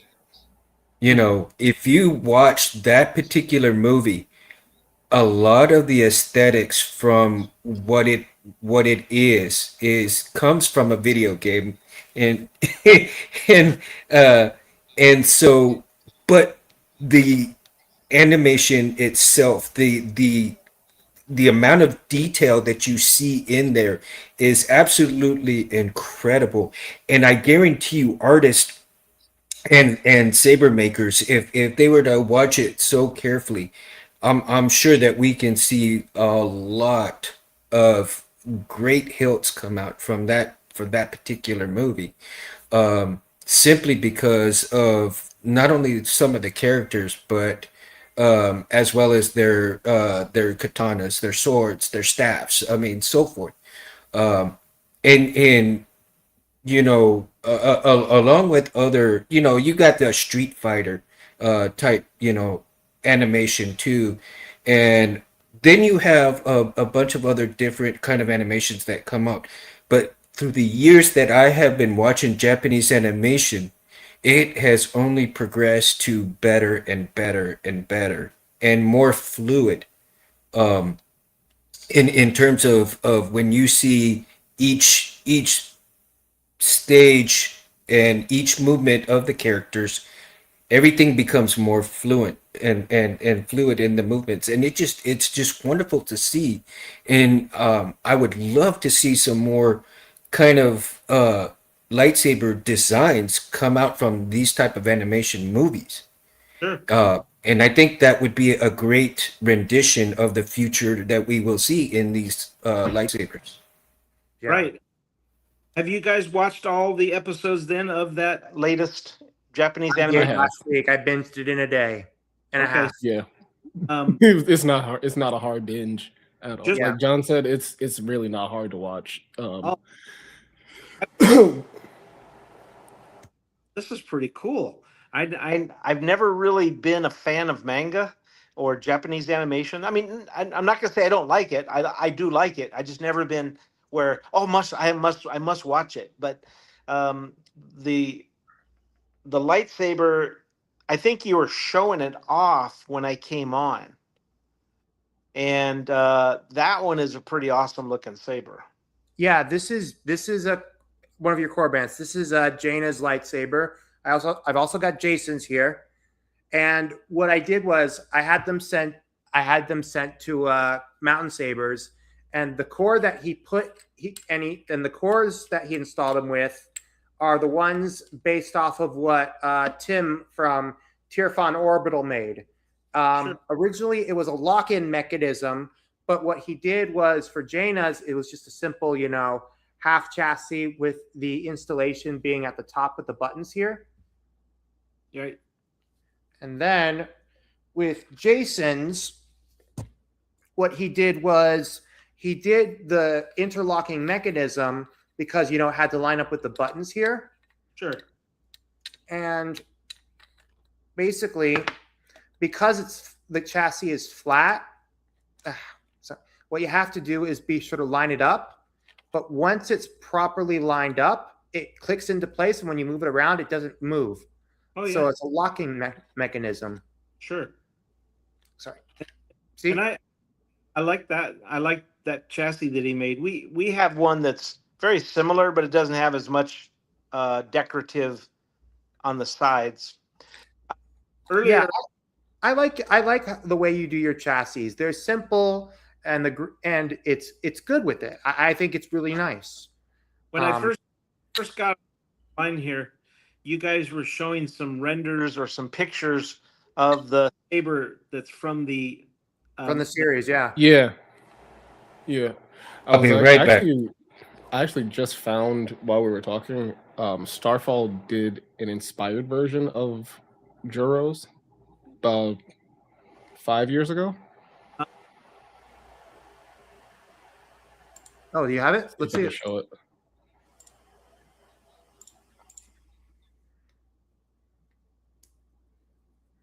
There we go.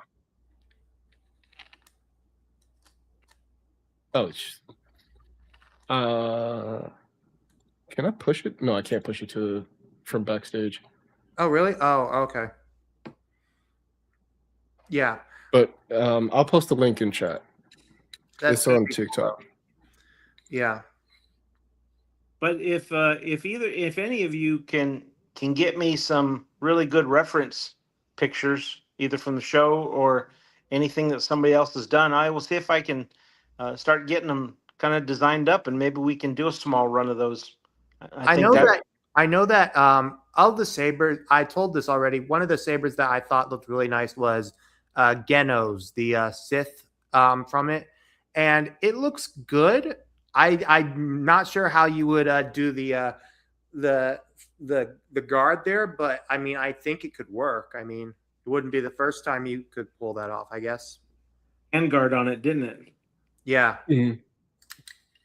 But I mean, those sabers, I mean, from the Ninth Jedi, they definitely seem a lot more basic. Like you could take like VH uh the variable hilt center system that from Nexus and even and just do it from there. But I definitely would prefer a more highly crafted version.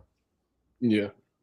One, Like go ahead. the concept art for all the sabers are online. At least 3 of them are on Reddit. Oh, okay. Excuse me. But I can actually find all of them for you and get them Yeah. to you as soon as possible. You have it helps to make helps designers and artists and CAD designers to create something that people will say, this looks good. This looks like it's supposed to. I wanted to tell you guys about something that I heard um, about the new Ahsoka show that's coming out for season two, I think next year. Yeah, early 2027. There's there's 2 new lightsabers that are from characters that will only be in season 2. They weren't in season 1. I don't know much about the characters, like who they are, but I can tell you that I haven't seen the pictures. I've only had them, or I haven't seen pictures of the lightsabers. I've had them described to me, and they said something about picture holding a lightsaber handle, and half of it is actually levitating above the other half. So it's like a lightsaber where it's 2 halves of a metal rod that attached. That And then sounds like some like a Dathomir witch thing or something. yeah, and Hey Mundo, check your messages. I will. Thank you. Check it. It was just going to say I've heard that they'll be unlike any lightsaber you've ever seen before in the season 2 of Ahsoka, and they, like I said, you hold it in your hand, and the upper part is not attached to the lower part. Like there's some kind of a force holding it up above, and then it has a blade that goes in, and of course I always said to myself, how would we be able to get those and make them and turn them into light up sabers? And they said it's going to be very hard. I know in the Old Republic, I know in Star Wars: The Old Republic there was a there was a concept saber that you could buy off the market or from a tournament where it does something similar, where it's like where it's like a floating rocks around the hilt or something. But it sounds incredible though. Yeah, I can't reveal the source of information on where I No, learned. of course. But do you have any idea what the color? You said there were 2 lightsabers. What was the second one? Well, from what I've been told by somebody who is working in the industry on the Ahsoka TV show, the season 2, said that there's 2 brand new characters, and I believe they're both evil. So they're probably similar to a Sith. And so I'm assuming they would have red bladed lightsabers, but their lightsabers are among something you've never seen before in a lightsaber. And I said, "Oh, that sounds awesome. That's a challenge to see if we can replicate that and make them light upable, you know?" Well, the two halves floating part. I mean, I could see you could, there's the dark matter saber that Loretto Sabers did based off of uh, Star Wars: The Old Republic. You could, with the floating saber, do a thing where you do a small, like space using polycarbonate, like similar to what with the lightsaber blade used. Yeah, And I remember. yeah, Maybe so. But when you start to see anything for Ahsoka season 2 come out, like any real trailers, and you see this lightsaber, you're gonna remember when I told you, watch for it. It's gonna be awesome. I can't wait to oh see yeah. it. I do want to see if whether or not Ahsoka will rebuild her Shoto like what we saw in because it got destroyed at the end of season 1. Yes, yeah, I'd like to. Yeah. About it. I don't have. I have friends on the inside there that are dealing with the Ahsoka season 2 series, but they're very tight-lipped right now. Hey, I don't blame them. I fully respect the work that they are doing, and of course the fact that if they do talk, the mouse is going to get them, i.e., their NDAs. But but yeah, The no, House of Mouse is notorious. I appreciate their silence. I appreciate their hard work, and I appreciate the trust that they have given into you. And plus, even if we do go blabbering about it, it's not going to really like affect a wide stream audience. If anything, anything we see is just going to be lost in the vapors of the internet, basically. We're just describing some things we've heard that are coming down the road that are going to blow our minds, and that's enough for me knowing how Yeah. that's. Definitely, yeah.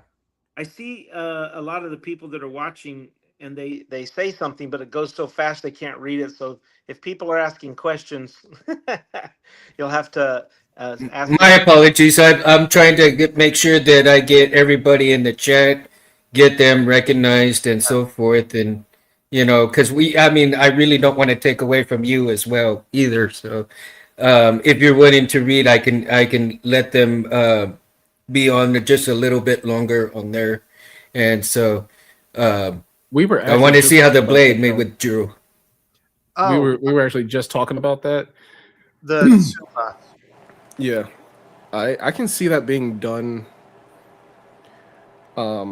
It wouldn't activate like it would in the show, but it would be an extra polycarb Suba with a NeoPixel ring in it. Yeah. Mhm. That's how I can Rich see it being done. Sangillo says, what about the new Fallen Order hilts? Any previews of any of those hilts? I know in the past you've done some Jedi Fallen Order Cal Kestis sabers. Right. So is the user who's asking the question referring to the third Fallen Jedi game that's coming out? What sabers will be in that? I think Maybe. so, yeah.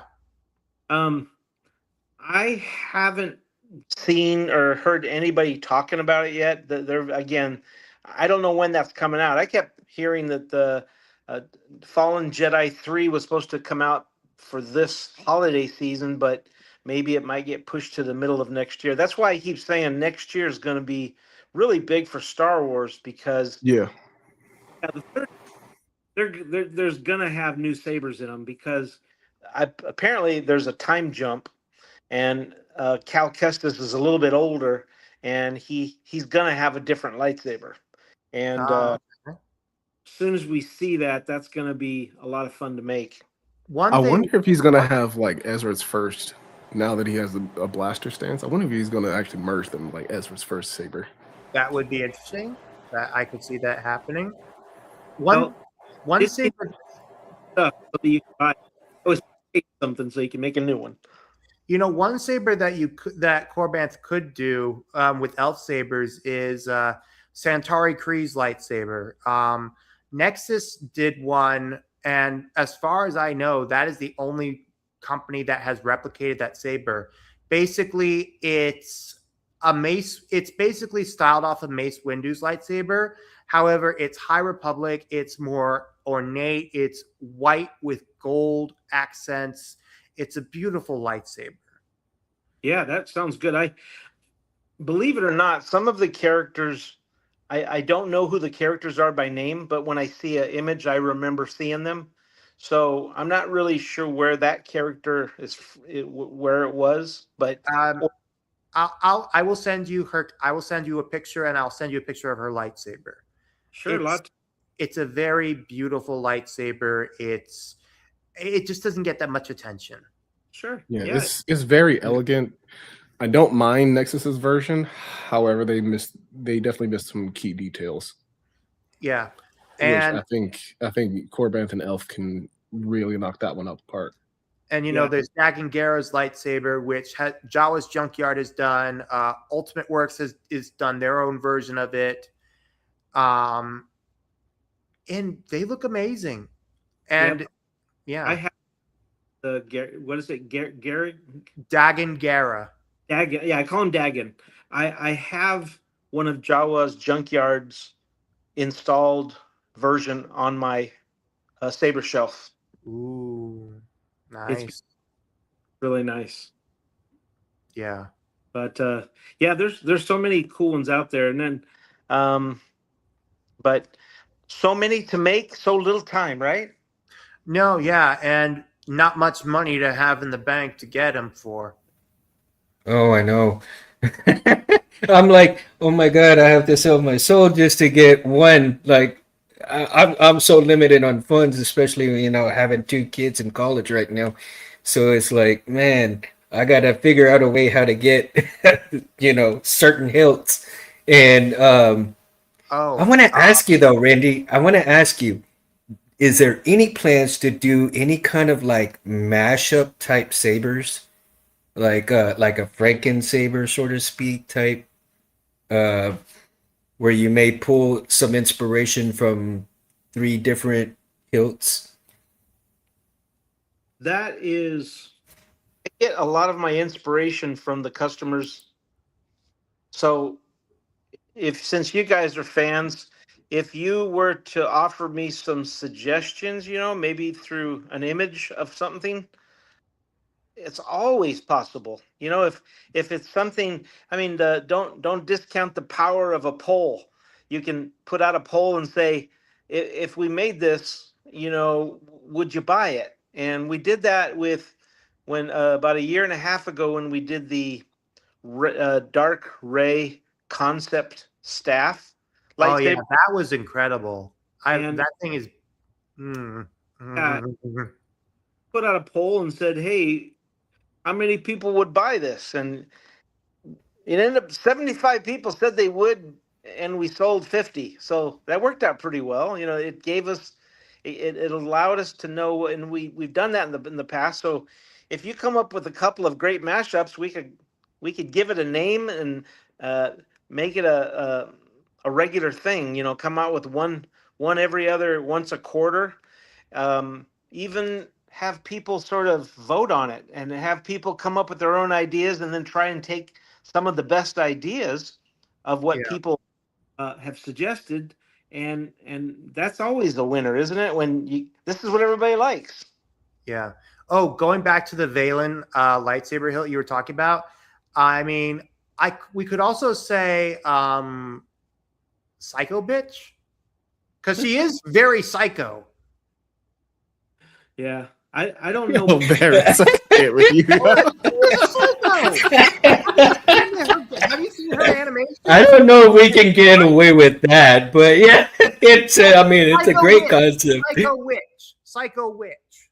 Well, the only videos I've ever watched are the cinematic trailers where you see Arkan and his brother Thexan fighting, and then coming home to meet up with the old dad sitting on the throne, and one of the brothers says, "This is it. I'm finishing it. I'm taking over," and then the brothers start fighting.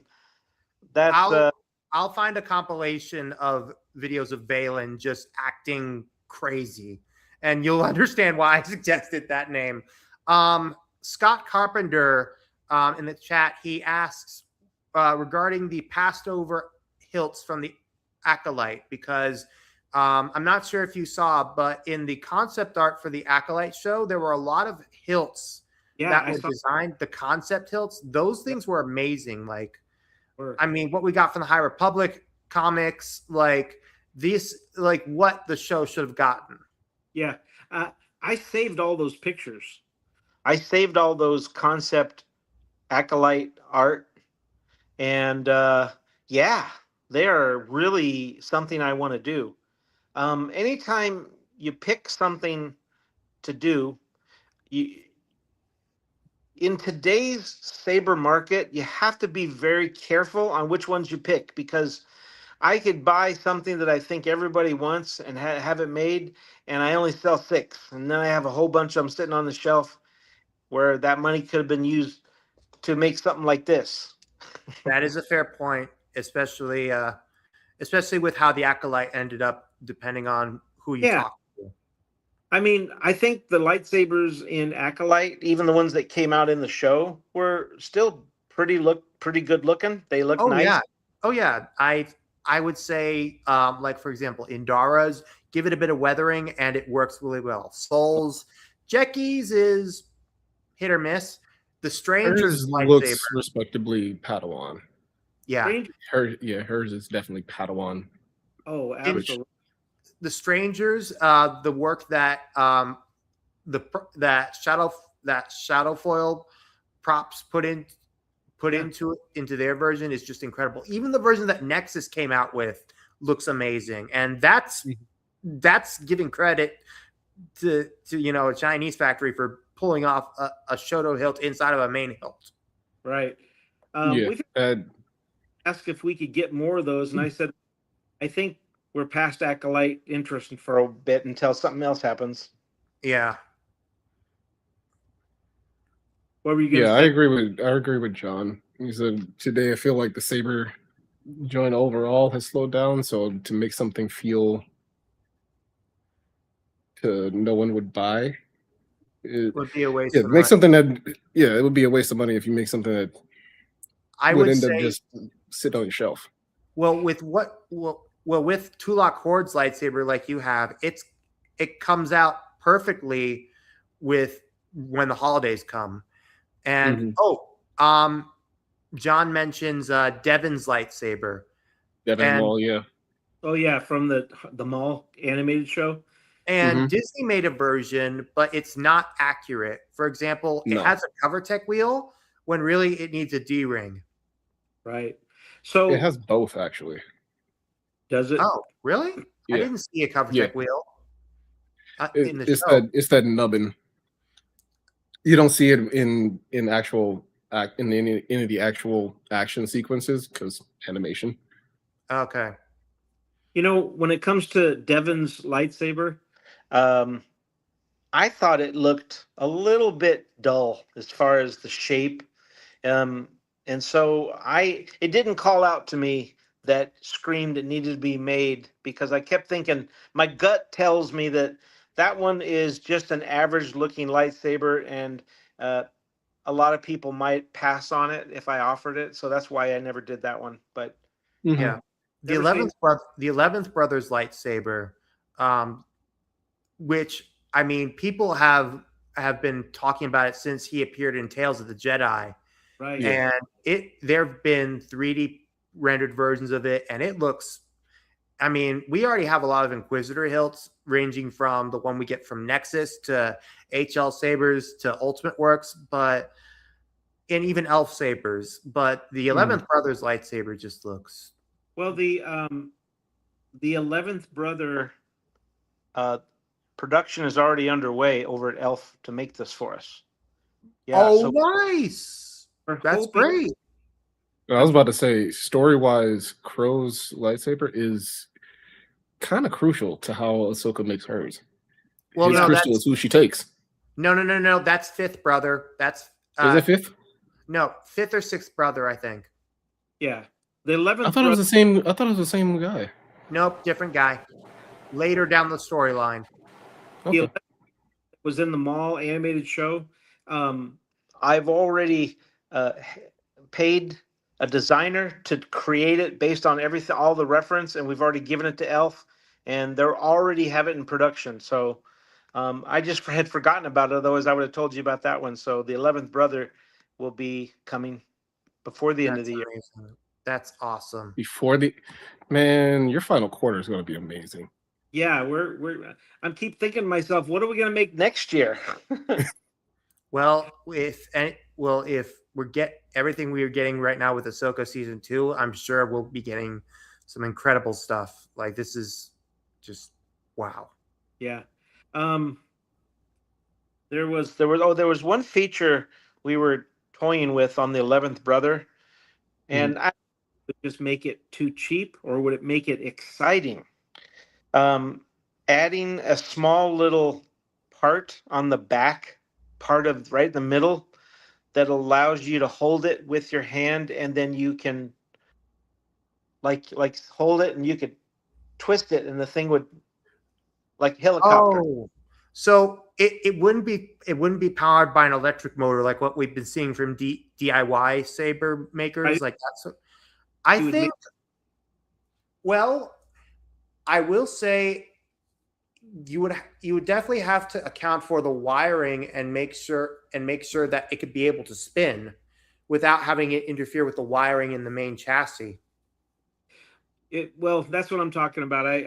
They asked me if I wanted that feature, and I said, I think it would be a great idea, because how many times in the animated version of the show did you see the 11th Brother make it like a helicopter blade? Or No, Dave Filoni took off the helicopter blade thing because that was just a gimmick thing that just looked ridiculous in Rebels. yeah. Yeah, that never That's what- made any sense. I mean, the spinning blade, we get it. It's a fear tactic thing. We get it. But the Yeah, helicopter but thing, it don't produce no drag or nothing. but But- but I will say that as far as what you're suggesting, it sounds like one of those old lightsaber toys that you would get from like Toys R Us or Target. And I think being able to put that type of mechanism into a high-end custom lightsaber, it does sound silly at first, but then when you realize you could be able to spin it not continuously, but to a point, I think it could work. Yeah. And not to mention, yeah. And I mean, it's not like you have a grasp thing where you grasp it spins, but it's just like a freewheel thing. Okay. But you would definitely need to account for the electronics and the wiring when putting it through. Well, that's why I'm asking, because if you held it in front of you like a propeller on an airplane rather than a propeller on a helicopter, and you could twist the saber, you could move it so that it rotates like this. Would that be a feature that people would like to go out in the yard and have it moving around like not a helicopter blade, an airplane blade, but Yeah, I would say that I would say that considering that people already try and spin it with their hands, I would say what you're suggesting would probably be the next best thing. right.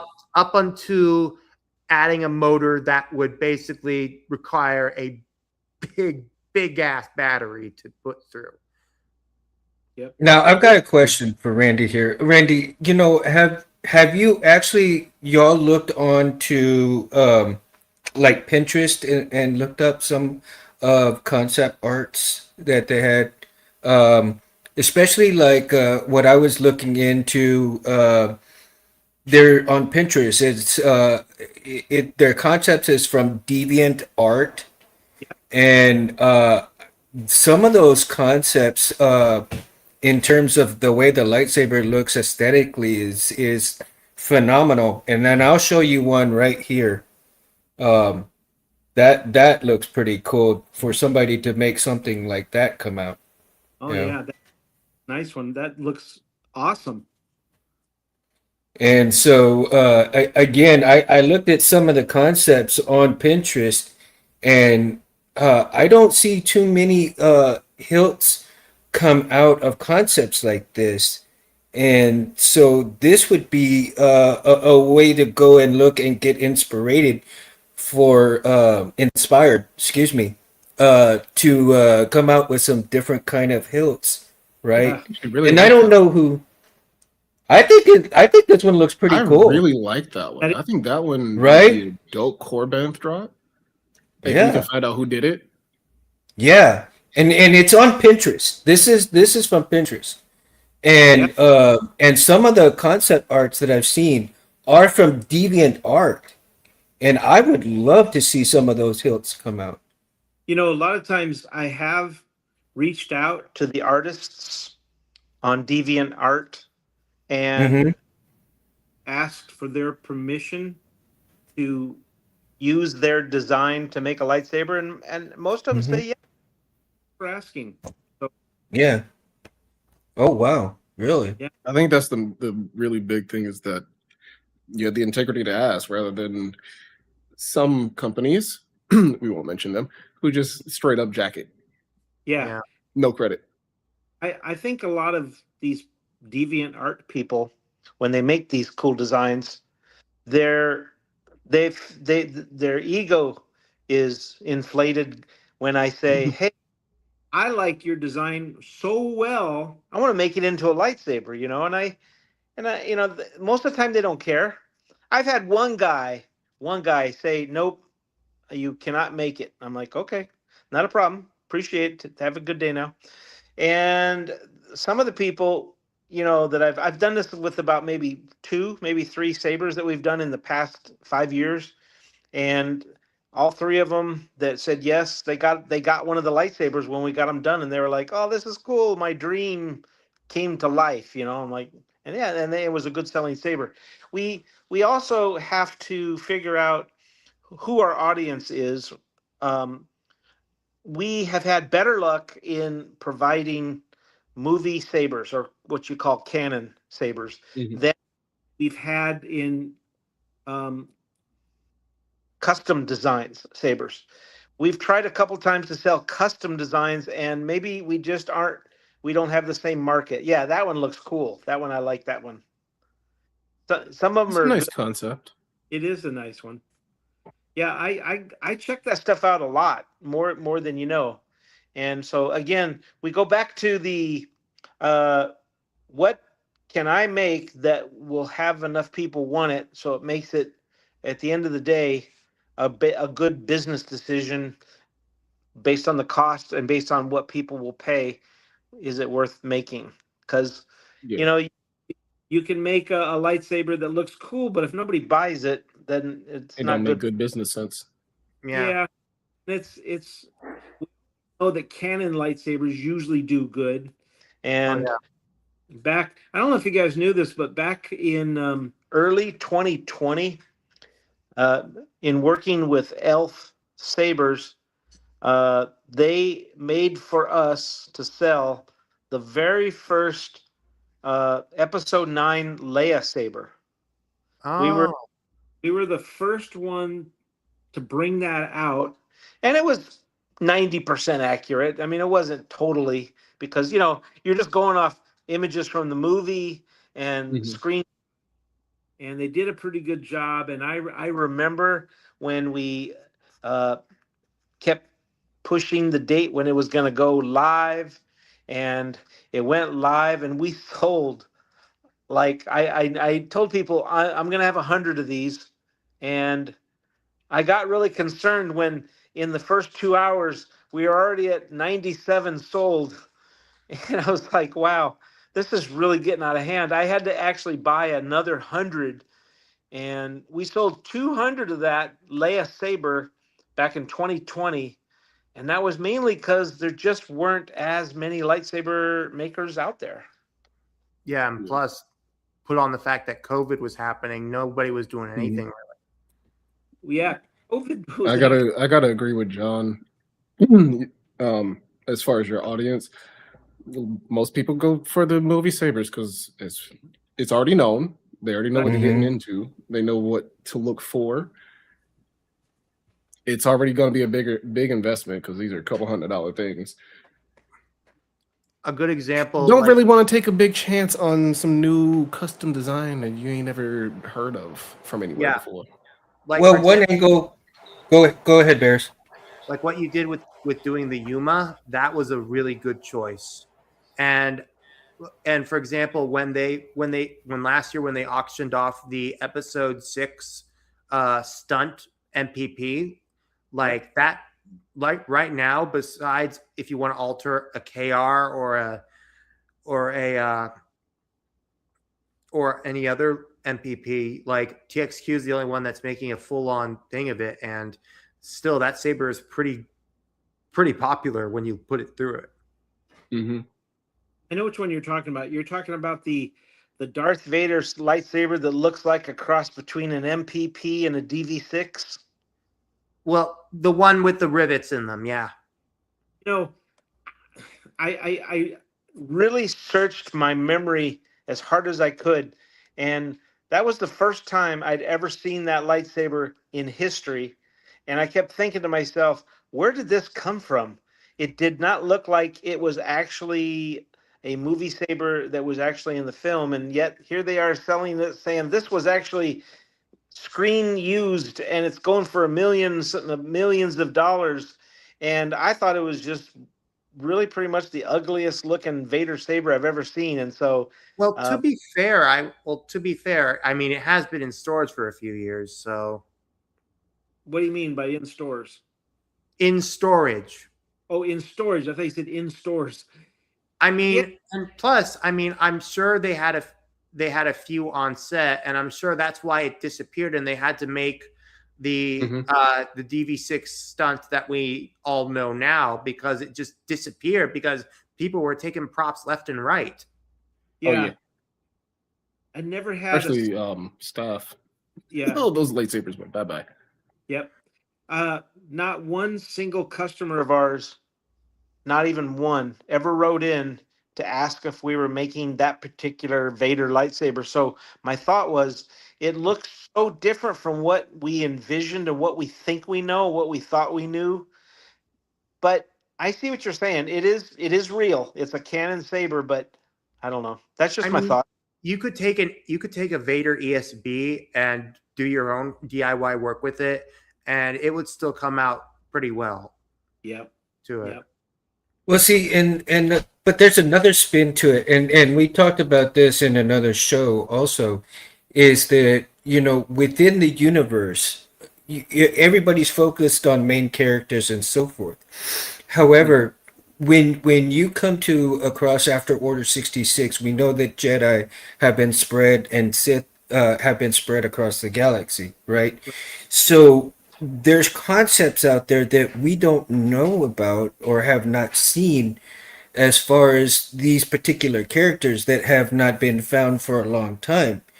And so again, in going to new concept art and new concepts for lightsabers, the sky's the limit, because within universe you don't know what they're capable of producing in their hiding, right? So much like when Palpatine built his ships and nobody knew about it during in Exegol, and the planet killers, nobody knew what he was building, what he was doing, for so long. And so if you spin that angle into new saber concepts, these Jedi and Sith are in hiding. They don't want to be found. They don't want to show who they are, but yet they are building their lightsabers. They're continuing the tradition without being found, and building the sabers like we see in the Ninth Jedi. The saber, the sabersmith, and he's building these lightsabers without these people knowing, and then he gives them to his daughter Kara to go give to the new Jedi. And so again, having that particular background and that particular story, I think we're going to see some great concepts come out. And like you said, if somebody's willing to send you some concept art for sabers, and you can produce them. Oh my God, I'd be drooling at the mouth to see these new concepts come out.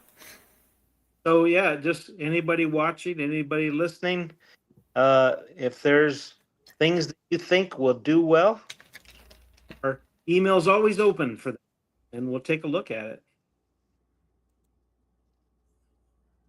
Is that a Star Wars?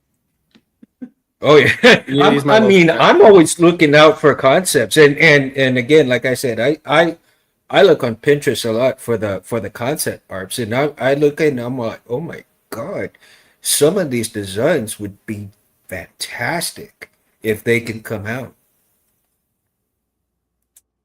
Well, guys, thank you for having me on the show. Um, I'm going to have to end my session. I'll let you guys keep on talking if that works out good for you. But any other last questions anybody might have for Korbanth? Anybody?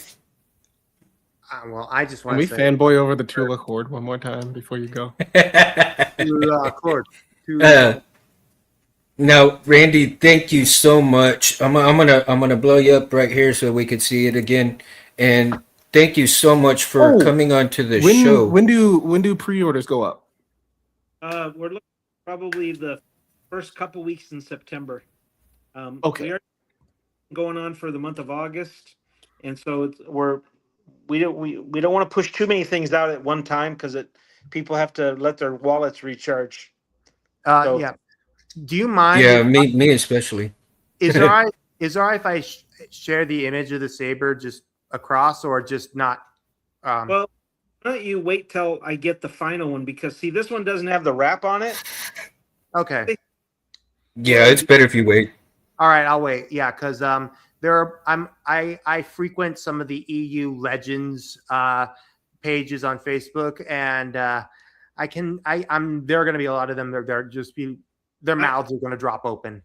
Yeah, and my content niche is lightsaber content. So if I have your gracious permission to share some images and talk about it in some videos, I would love so. Everyone knows this is a prototype. It's not the final version. The final version will have the samurai leather My black. wife is in chat. Yeah. Hey, wife. My wife just asked if she could see the saber too. Oh. That's her. As soon as we get the people, but feel free to talk about it. Oh man. Time. The Tula cord. Oh, my Baby, if you Yeah. watching, we might have to spend some bread on this thing, okay? that D ring's just amazing. That Oh. is. It really is. Oh my God. Look at that. Jeez. There are not many sabers around that make me salivate. That's definitely Right? Saber, and it's actually, we're hoping that the finals come. They're going to be still, so they'll have some heft to them. Wait, are those a couple of Graflex parts? I see a glass eye in the activation button. Yeah. This design is what was shared with us from somebody who's in the know, and it just had a red button, and it's got these pieces up here that kind of looks very Graflex like. It doesn't have any, but it looks pretty nice. You got your Yeah. I really like that bayonet blade. Yeah. Right? sharp, so people can't cut themselves, but the final versions, the tip will be dulled down so that, like right now, You can definitely stab something with that. we make it a little more dulled down. So I just said to our factory, it can't be a working knife. We don't want a working lightsabers. Yeah. We just blade. So pretty, isn't it? It's beautiful. Y'all It did is. an amazing job with that. Absolutely amazing. Absolutely gorgeous. Now, Randy, I do again want to thank you for coming on to the show. It's been a great honor, and I want to extend you the invitation anytime that you want to come on. Ooh. I guess he took off before I could finish. So I'll pass the message along. just let him know that we can that he's got a permanent invitation to the wait, no, show never mind. anytime. He's back, Oh, he's there he back. goes. Thank you very much. I appreciate that. Yeah, I love talking to you guys. I love that some of our fans can see and hear and talk and have a voice, and we're very appreciative of you guys because without you guys, we wouldn't exist. Yeah, and one of the things that I feel most proudly of is not only that my co-pilots over here, I love them to death, and they come on and help me out, but I love the fact that I provide a place for people who can't talk to other people about this, and this is their safe space to come in, no matter whether you're a Jedi, no matter whether you're a Sith, no matter whether you're Padawan, installer, font maker. It doesn't matter who you are. This is our passion, our love, our fun time, and so I extend it to everybody. And so again, once again, you have a permanent invitation to come on anytime you want. And Okay. again, thank you so much. It's an absolute pleasure to meet you. We have something new coming out. You can reach out to me and bring me on, okay? Of course, yeah. Absolutely. Thank you so much again for hanging out with us. Yeah, thank you for letting me be here. Thank Take you, care. sir. Yes, sir. Thank you. Peace. All right. Randy from Korbanth, everyone. Okay, Dang. I officially apologize for my earlier remarks from earlier. I am so sorry, by the way. Please.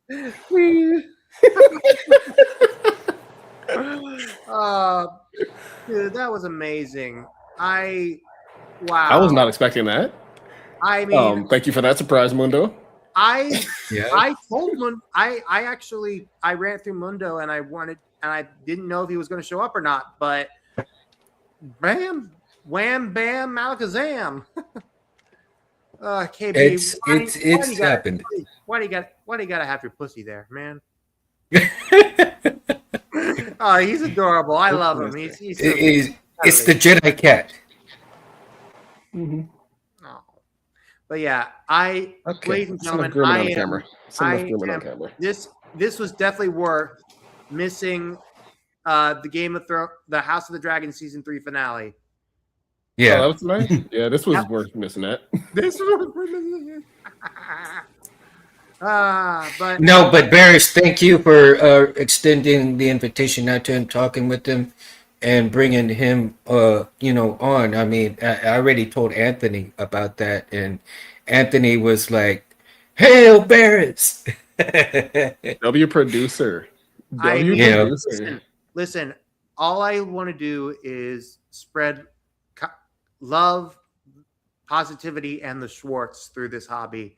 And if that means bringing people together to make sure something like this happens, I'm all for it. And honestly, with this is stuff that 20 years ago, when episode 3 was still the hype, none of us could have pictured this. Oh, absolutely. And for that, yeah. This is my fun time. This is my safe space as far as Star Wars goes and lightsabers, because people, like I said, and I'll say it again, and I'll say it over and over again until people who don't have a space to go to talk to their significant other, to talk to their family, to when they don't have nobody to talk about this stuff. This is where they can come and hang out with us and talk about it. That's what we provide, is a space for the passion of sabers, Star Wars, and so forth. And just a good time, just to have a good time. And for a couple of hours. The rat race in the world is what it is. And we all need a break. We all need several hours of a breather. And this is what we're here for. This is our calling, guys. This is our calling right here, to bring people in to have a good time. This honestly feels like dinner with the boys. Yeah. Yeah. Which I mean, I that'd be look an forward to awesome doing it. meetup idea. I think that It would be would. an awesome meetup idea. We just like grab some barbecue meat, smoke it, talk I'll make lightsabers it. and lore. I'll make it and I'll bring it. Hey, yo, John. I hope your wife is okay with us being in bed with you.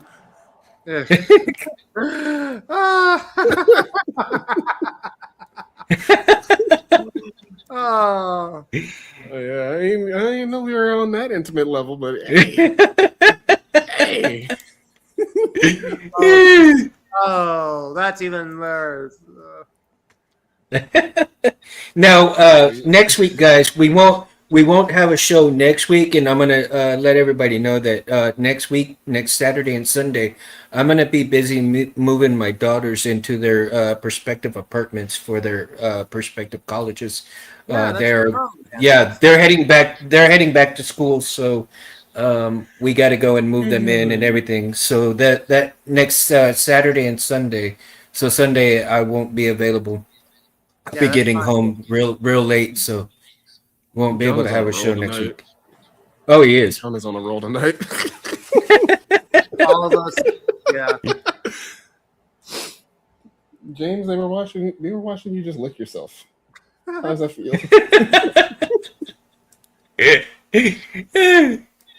Oh, I think Oh, my that goodness. is. Oh, because I'm gonna be fanboying for a couple of days. Oh yeah, for sure. Horde, the Tulak fucking Oh horde, my dude. god. Oh dude, I have got to figure out how to come up Like with the the money hilt to has get got to it. be at least this long, right? It's got It's to a, be. it's got to. like a mini battle axe. It's a mini battle axe. Oh, Lord. okay. I know what I'm gonna do. I have a some truck equipment that I have. I'm gonna just sell it off. Well, I did screenshot it, and I'm going to share it with James. I got to tell James. Yeah, I was If I was you- actually hoping James would be on tonight so that Yeah. If you I was hoping post he'd it, have been on tonight. anywhere, tag me or DM me, please. Yeah. Well, I mean, what's your Facebook? Oh, it's just Kalel. Oh, okay. I commented on one of your when you posted the theory thing. Oh, okay, yeah.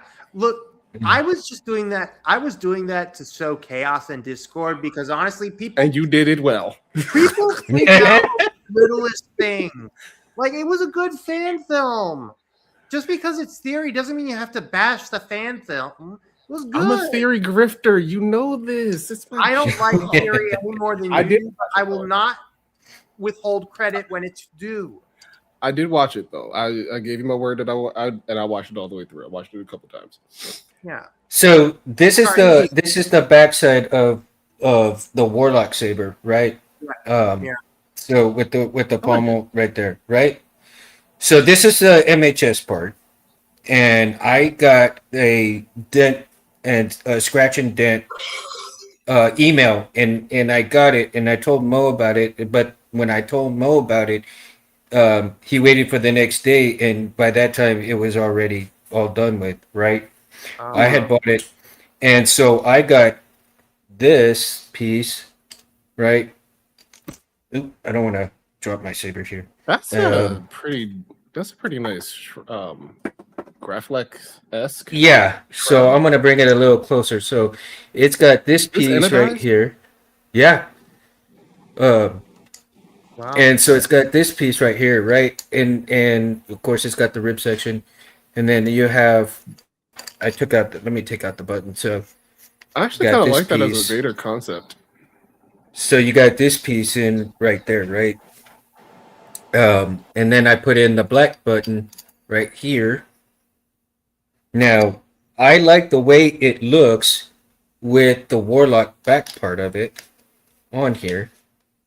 And of Yeah, course, this I've got, is some kind of work to do, but getting looks like a this all Vader concept. together, I kind of like it. it's not bad. So I'm going to see if I can find if anybody's willing to get that has one of these pieces, and if they got one available, if I can grab it and then get this concept going like this for a saber. It looks like it'd be very comfortable with gloves on. Yeah. Well, even without gloves, it's very comfortable. Very Yeah. comfortable.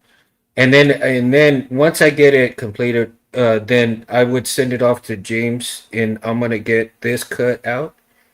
And I want to have it where it will slide, and you can reveal the crystal with the sliding mechanism right here. How would you feel about doing two versions? One with a exposed crystal reveal and one without. Maybe just have the That- CC chassis. Yeah, I mean, if we can find another piece like this, yeah, that would be great. That would be 'Cause awesome too. Yeah, that look because of the way I hold mine. That looks like something I would put in my arsenal. Mm-hmm. Oh, I mean, this is just to be a great concept. Guys, I don't know about you guys, but I am tired. This me show too. That gave me a little shot of espresso, but it. To be fair, also earlier today, I was at a baseball game. So, Oh yeah, yeah. a local baseball Yeah. game or what? Local Chattanooga Lookouts, affiliates to the Cincinnati Reds. Kind of like our local hooks. I already looked Hooks tan. In baseball my, player. in, I already looked tan. I was fighting it. Yeah. Oh, I can't turn my saber on. I was gonna turn it on, but I forgot I've got the SD card in another place. So Mine almost Oh, well. overheated today. what? Yeah, Overheated? it got to almost. It was real humid. Like I mean, stupid over 90 degrees. And that's why I always Okay. keep my temperature at 67. I keep mine cold too. 7. Yeah, I know. I did that on purpose. Oh, This there is we what I go. keep having Gen Yeah. Alpha kids.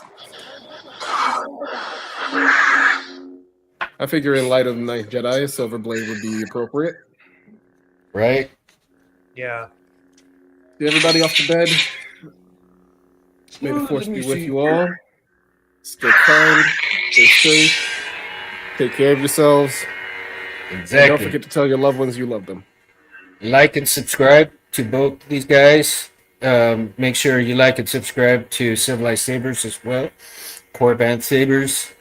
Guys, y'all want to give them your information? I'm going to Southern Skywalker Sit that on Instagram. Baby's Workshop on pretty much every platform. Yep. I'm on Instagram and Facebook at Mundo Cabrera the Third, or at Mundo Cabrera 7007 for Instagram. And Thank you all do for you hanging out with guys? us. Yes. May you guys have a great, blessed week. May the force be with you guys. May the force be with everybody. Thank you all so much in the chat for hanging out with us tonight. Have a great week, everybody. Peace. Mundo out.